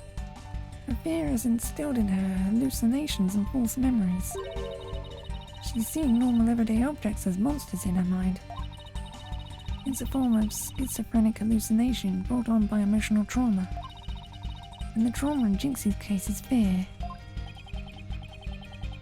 So she was, and still is, seeing ordinary objects as yokai. We'll have to find the root cause of her extreme fear before I can treat it. Now, let's see. Apollo, can you point out the yokai on the Wheel of Fire? She seems particularly terrified of that one. Start by tapping probe. Next, point to what's causing Jinxie's out-of-control emotions. Finally, tap probe again to get to the heart of the matter. Okay, let's give this a try.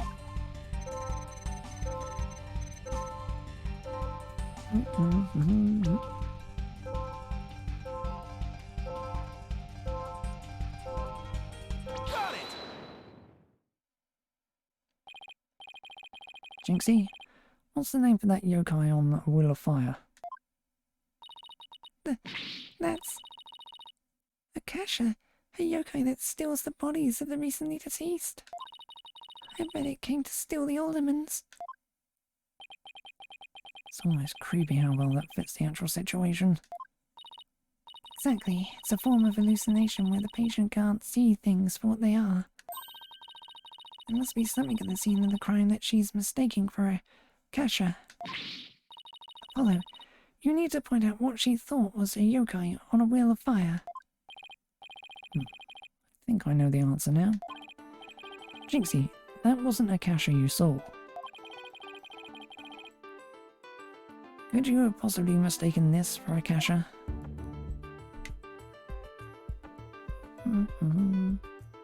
Take that! The light fixture? This one right here. It has a flame design and is up there on the ceiling. There was never a yokai on a Wheel of Fire. The Akasha you saw was just a light fixture.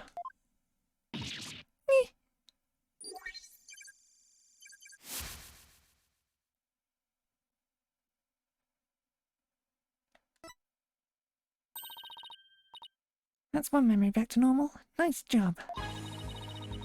Now that you've got the hang of it, it should be a cinch to point out the rest. Jinxie, what about this white wall-like monster? That's Nurikabe. It's a wall monster that blocks your way or leads you astray. That's no yokai, Jinxie. It's a folding screen.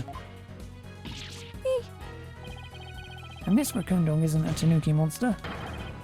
It's just a statue of one. And look, these are just coffee cups. And this right here, it's nothing more than a fox statue. I don't know what I was thinking. Couldn't read the last bit there because it went too fast.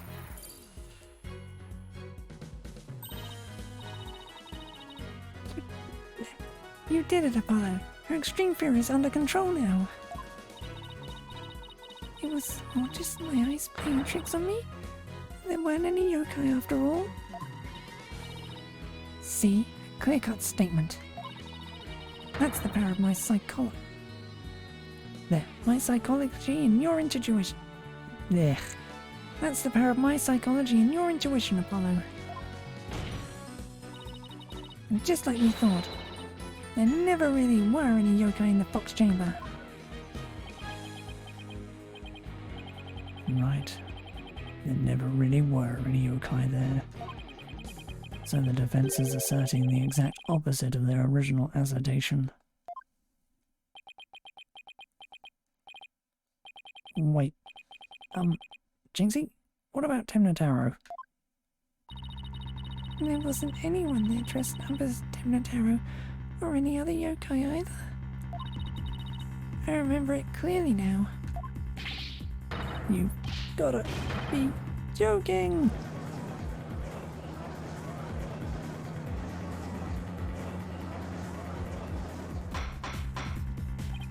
Mortar in the court.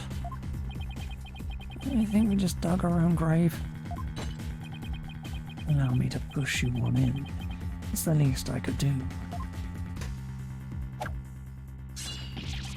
Oh, Apollo, can I interrupt your freak out for just a minute? I'm still picking up some noise. It's an unexpected emotion. Does that mean Jinxie hasn't remembered everything yet? Exactly. We should be able to get something else out of her. I'll enter the new information we have and run an update.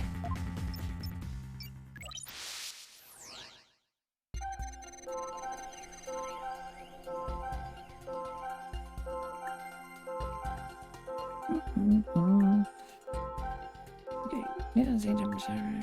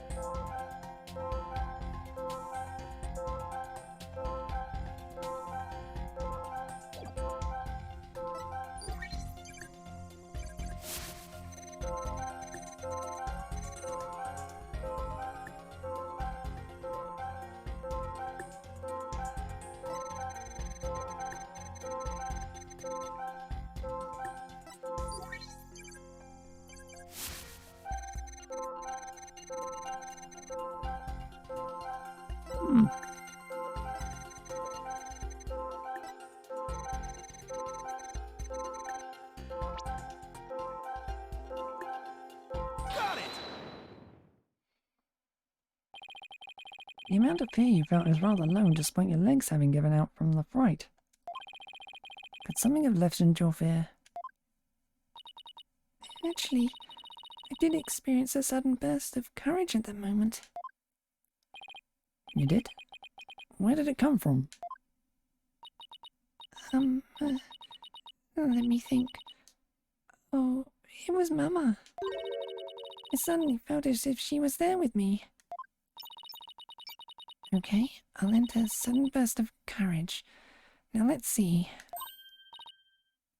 Look!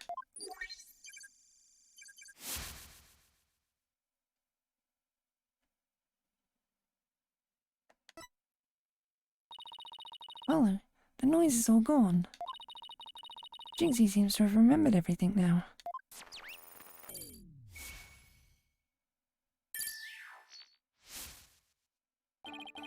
Sudden burst of courage. Now where could that have come from? Jinxie, was there something that gave you a sudden burst of courage? Yes, there was, but I realized I had done something naughty when I thought about it later. Any idea what could have given Jinxie that courage? Well, there is one piece of evidence that comes to mind. I wonder if she saw something like it at the scene of the crime. Jinxie, did your sudden burst of courage have anything to do with this?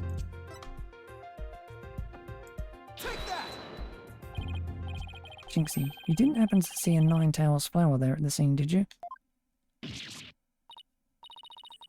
The demon lawyer strikes again. I can't hide anything from you. I found a small case with a picture of a nine-tails flower on it. I liked it so much I kept it. You what? You can't remove evidence from a crime scene. That's right, young lady. Removing evidence is a big no-no. Now, the witness will produce said evidence this instant. Sorry. It does seem to be some sort of case. Oh look, something slid out. It appears to be a key. Might I have a look, your boldness?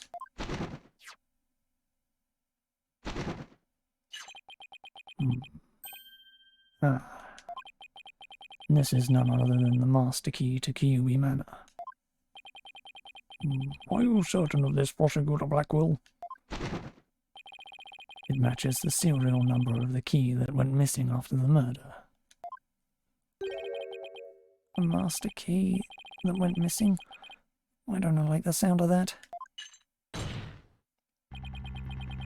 That little scamp here has stumbled upon an article of unimaginable consequence. That's a little melodramatic, don't you think? Heed these words, for I shall say them but once. The sole key to the Fox Chamber has been in this little scamp's constant possession. Ergo, she was the sole person who could use it before, during, and after the murder. Which leaves the master key as the only other key that could have opened the chamber. But this master key was found in a room that had been locked by this girl. And your point is?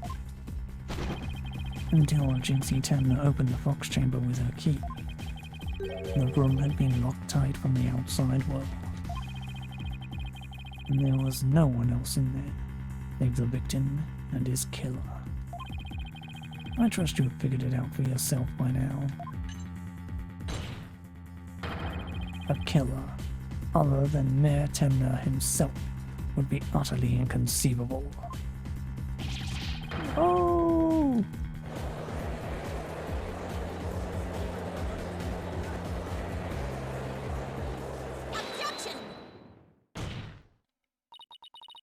How could this happen?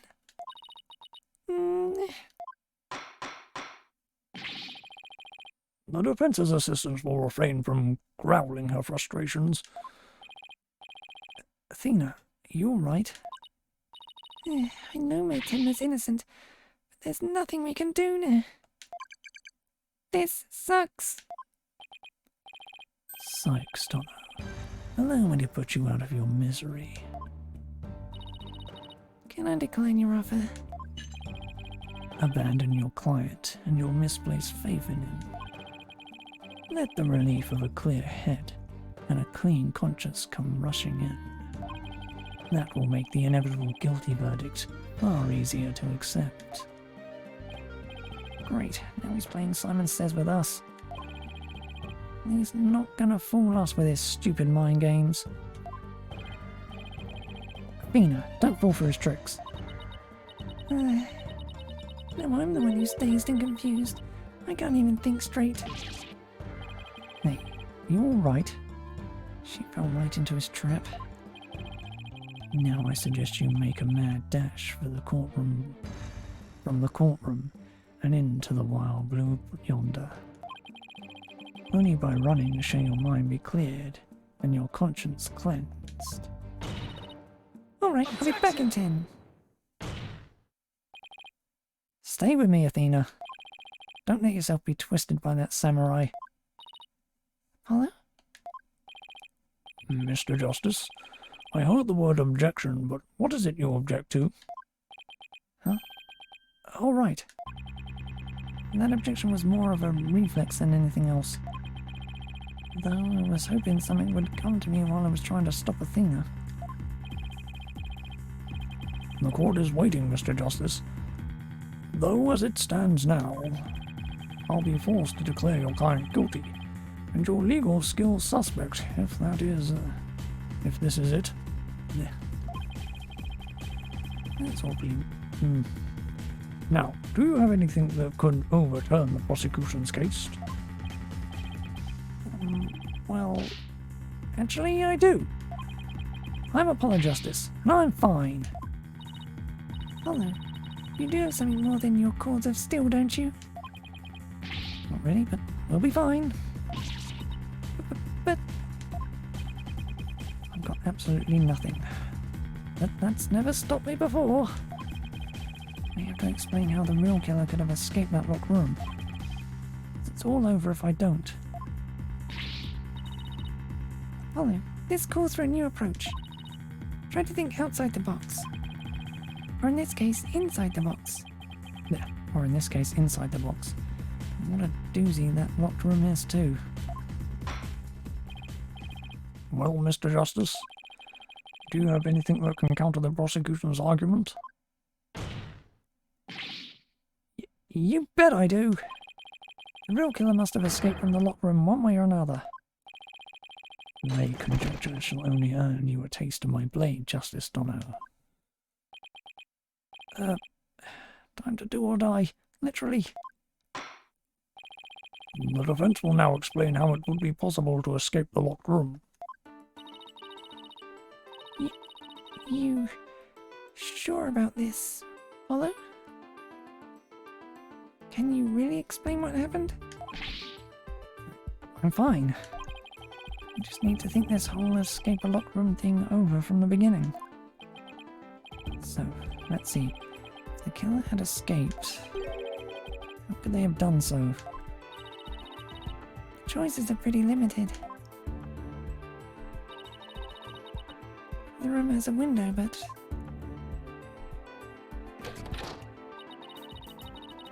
doesn't open wide enough for anyone to get through, and there's a sheer cliff outside.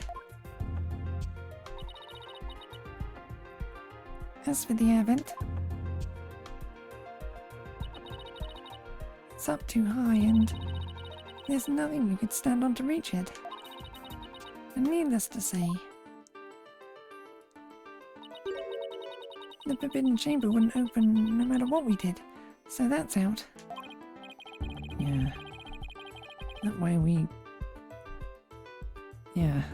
we gotta keep the situation simple. Like they say, simple is best. We need to rule out all the absolutely impossible escape routes. Whatever's left just might lead us to how the box chamber was compromised. Your Honor, the defense proposes that the killer escaped through here.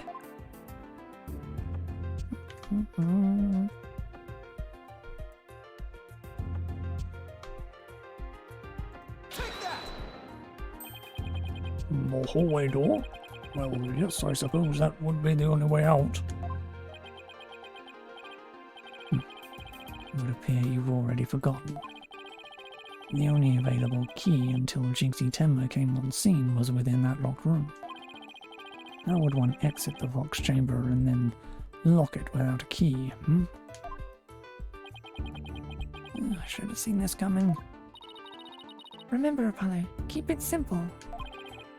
Simple, right. I could understand it. I could understand if the killer had exited the room with the key, but... Well, Mr. Justice, the prosecution has some fine Japanese still waiting unless you explain yourself quickly. I'm fine. I can explain myself. The reason the Fox Chamber's hallway door was locked was because... locked it from outside. What if the room was locked from the outside? In other words, the killer took the key through the hallway door, then locked... Ouch! Consider this. The master key was found inside the tightly locked box chamber. Any assertion that the key was removed from that room is a blatant contradiction of fact. Exiting the room before locking the door would have required taking the key outside. But the key was found inside the room, which does seem like a contradiction. If only we could explain both. Like how the key could be inside the room and be used to lock the door from outside. Well, let's see if the defense can respond.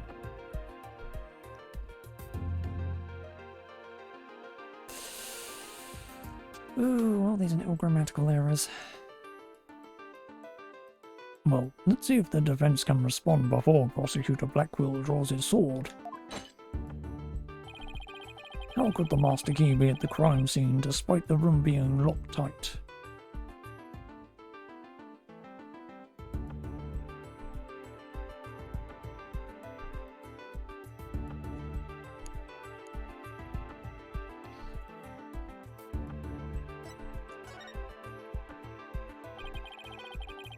What if someone threw it into the room from outside? You know, something like go out the hallway door, lock the room, and then toss the key back in through the window? That would explain how the master key could be inside the locked room. And where would you throw it from? And there is the cliff outside the Fox Chamber's window. Throwing the key in from there is an impossibility. Oh, right. Yeah. Wonder if the key could have been tossed in from somewhere other than the window. Somewhere other than the window.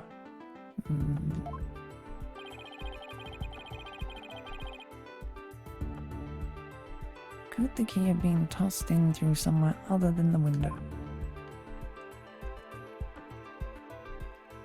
What part do I actually highlight that? The air vent? Yes, the window may be out of the question, but the air vent's not. Oh, that's right. The Vox Chamber's air duct leads out into the hallway. That's right. The real killer entered the air duct from the vent outside the Fox Chamber, and dropped the key into the room through the vent inside the chamber.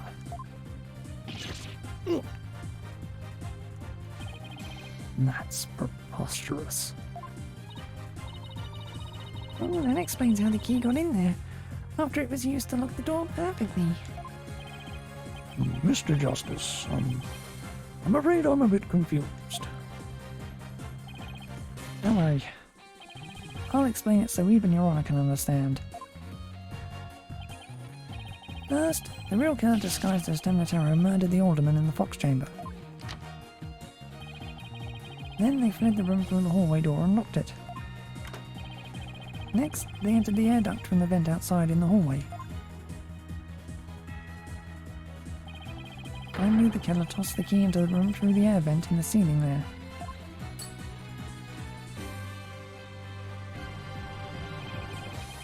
All that was left to do after that was go back through the duct and flee the manor. Well, Your Honor, could that be any clearer? Amazing. Even I could follow that. The judge seems really pleased.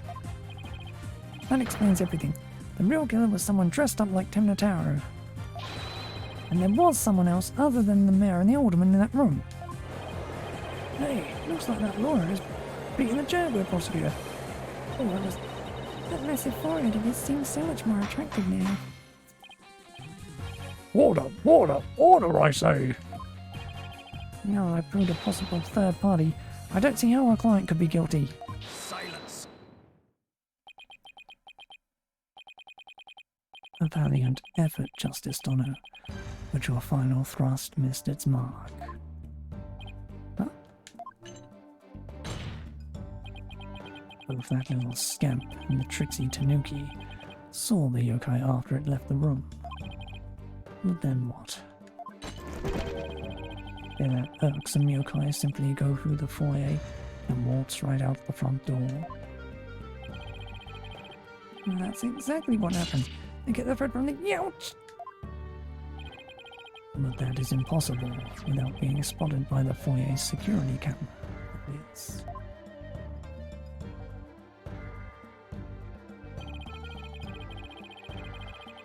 The electric eye here would have captured any pesky little yokai trying to escape. However, there is no sign of Temnotaro anywhere in the security footage. But what? Save for the foyer entrance, there is no other way to flee the manor, is there? I don't feel so good. Wait, I believe there is one other way to escape besides the foyer entrance. There's a large window in the foyer. It's possible to escape through there without being seen by the security camera. Hey, you're right. Silence. Must I point out every crucial detail to the defense? It seems you lack not only brains, but investigative prowess to boot. And that is the cliff side of the manor. The only killer escaping that way would be a dead one. None! Wait, so the killer didn't escape out the foyer window? What the heck, Wright? I suppose your next proposal is the killer sprouted wings and flew off into the sunset. That would mean the killer really was a yokai. I knew we had some sort of evidence that could point to a flying killer. You're saying we don't. As completely far-fetched as it might be. What? You're saying you can prove the killer could fly?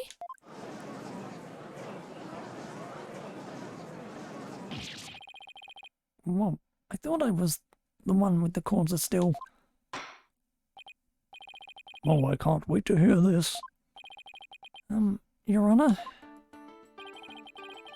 What evidence do you have that the killer flew away? Yep, this is the one. Take a look at this special edition paper. Temna Tower. Temna Tower. Real or flight of fancy? What does this article prove, Mr. Justice? The photo in that article was taken shortly after the murder. Maybe the yokai in that photo was the killer shortly after they fled out of the window? Mr. Justice, you're not seriously suggesting... Oh, I'm serious. I mean, it all adds up. The killer, disguised as Temnotaro, flew away. You know, by some way or another. Silence! It is your brain that has flown the coop. That image is not but trick photography or some other form of artifice. Okay then, how about the Temnotaro figure Mr. Filch saw? It just vanished into thin air. No, there is a rational common sense explanation for that. That infernal yokai, our Trixie Tanuki. That infernal yokai our Trixie Tanuki witness never reached the entrance. He, or should I say she, turned back before the camera's electric eye. She? I don't like where this was going one bit. Now the fact that we know the yokai had come from the Fox Chamber means that it was likely either Mayor Diamond Temna or his daughter Jinxie Temna. However, we know that Mayor Temna was already unconscious at the time. Not good. Not good at all. Do you understand the gravity of the situation now, Justice Dono?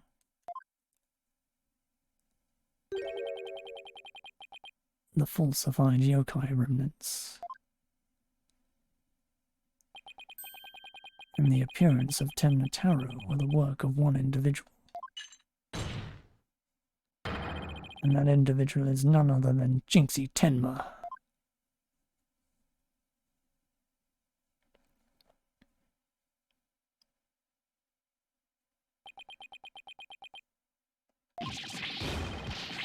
No!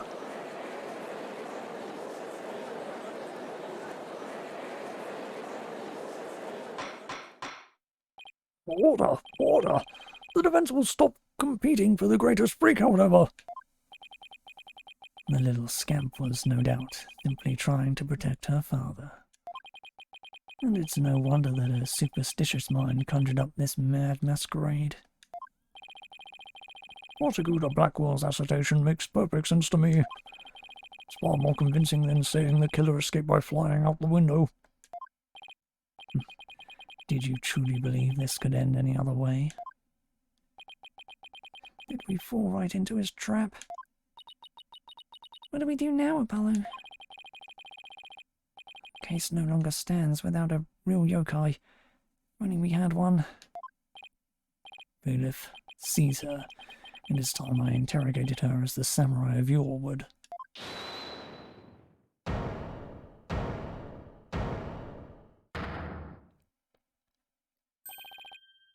Mayor Temna?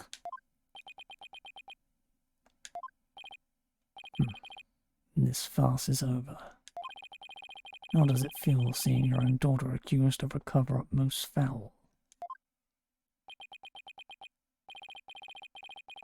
Tenma Taro's true identity is... Now, Mr. Mayor, it would be futile at this point to claim you were the yokai. After all, you had been knocked out cold by a blow to the skull. Slipping into a yokai costume and roaming about the manor would be all but impossible.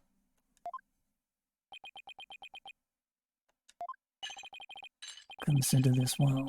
As it stands, your daughter will be arrested for obstruction of justice. But if you confess, the prosecution would be willing to overlook her little yokai farce. Confess? The defendant intends to confess? Wait, Oh, Prosecutor Blackwell's up to his mind games again. Mayor Temner, no, don't fall for his twisted words. You're sent away for murder. Jinxie will be left all alone.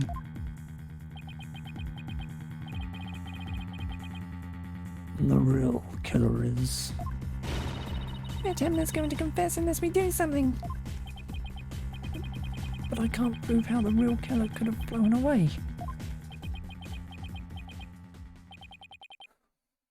Caw, caw, caw, caw. Look upon me in despair, for ripe is the time for my return. Uh-oh. I should watch what I wish for.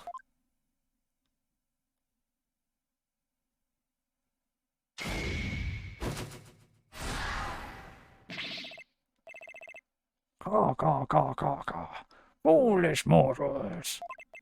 I am Tenmataro, the yokai you seek. Mayor Temner. Silence! I am Tenmataro, freed from the bonds binding me to the Forbidden Chamber. Behold, the return of the Demon King. What the? Demon King. Well then, I think it's time for me to take a vacation!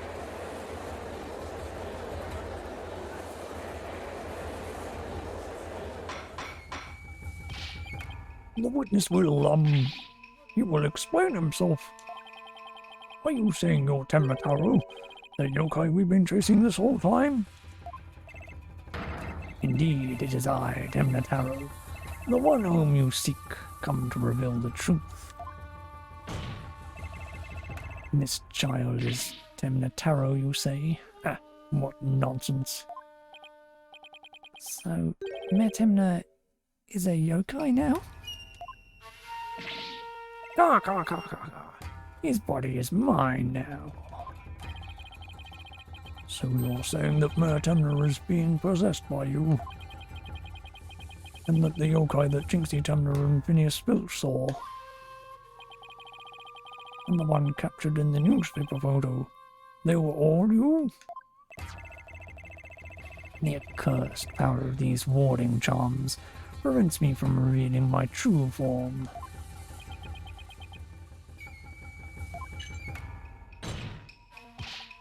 Your boldness.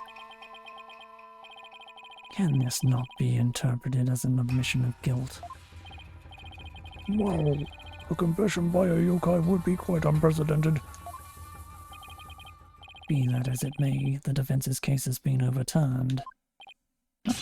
What? You claim the yokai that little scamp saw was some third party, the true killer. The one who escaped from that locked box chamber, but it was the accused all along. Ugh. Ironic, is it not? Your yokai turned out to be real in a manner of speaking. But the alderman's killer is none other than Mayor Temner, and the yokai at the scene. That too was Mayor Temner, or should I say, our dear Temnataro. The pieces have all fallen into place. How so, Prosecutor Blackwell? Seems I must spell it out for you. Mayor Temner killed the alderman in the Fox Chamber, which was locked at the time. He then removed the warding charms from the Forbidden Chamber's door, but then fell unconscious from the blow the alderman had delivered to his head. That's when his daughter Jinxie Temner stumbled on the scene of the crime. The little scamp fled in terror, whereupon the spirit of Temnataro, freed at last from the charm's warding effects, took possession of the mare. The newly freed Temnataro then fled from the Fox Chamber. So you see, the yokai Jinxie Temna saw was her father possessed by Temna Taro. Objection! When we arrived on the scene, the mayor was found unconscious. How's that possible if he was supposed to have flown out the foyer window? Then what? Do you mean to say the maid of Kiwimere, Jinxie Temna, was Temna Taro?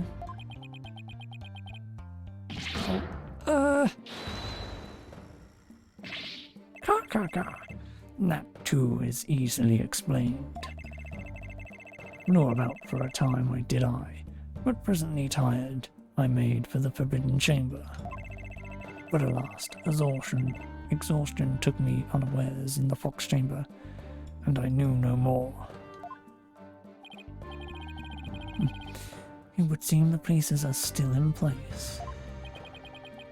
Is Blackwell up to his tricks again?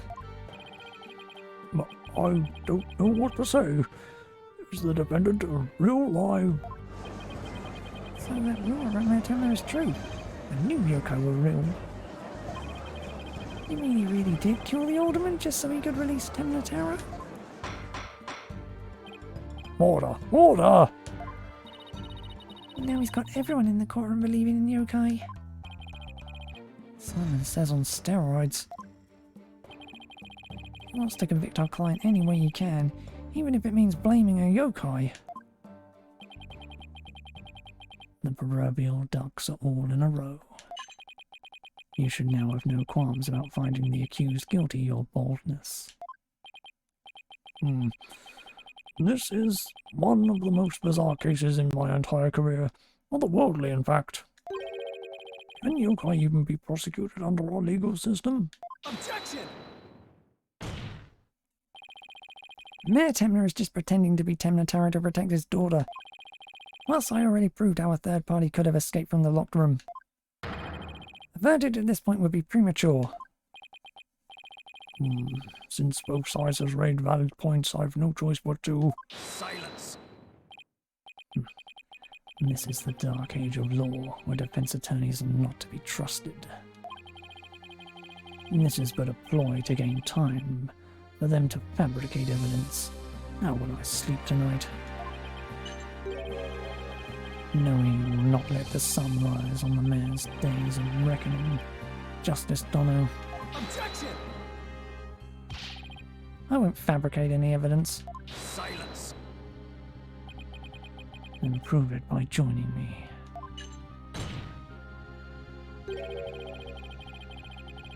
Hello. A night in the clink will ensure you will not succumb to temptation. How about I just promise not to succumb to anything? We have both evidence and a confession. The killer is this yokai before us, and it's beyond dispute. A guilty verdict is all but... What's wrong with him? Prosecutor Blackwell, we've had enough of your hijinks. The foundation of justice is fair play, and you are in serious violation of that. What in the devil was that? Wright, have you tampered with my shackles in some manner? It seems you found that quite shocking. It's my special jolt of justice device. Each press is a shocking reminder to behave. You shall pay for this. I summon Blackwell. Your Honour, you need not fear now. I believe Prosecutor Blackwell will remain on his best behaviour. Bit late with the reassurances, aren't we, Detective?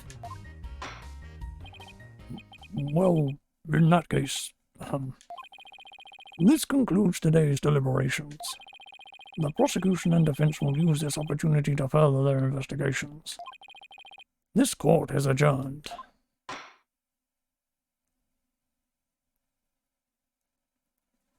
Oh, not a moment too soon.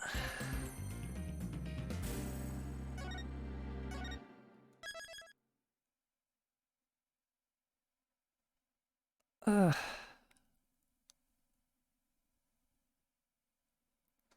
game is killing my voice.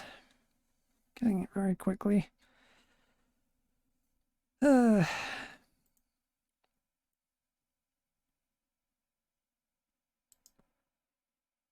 Right.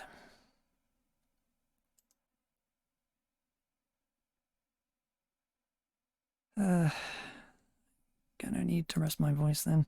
So that will be all for today.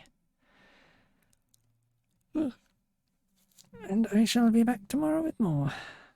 Now though, bye.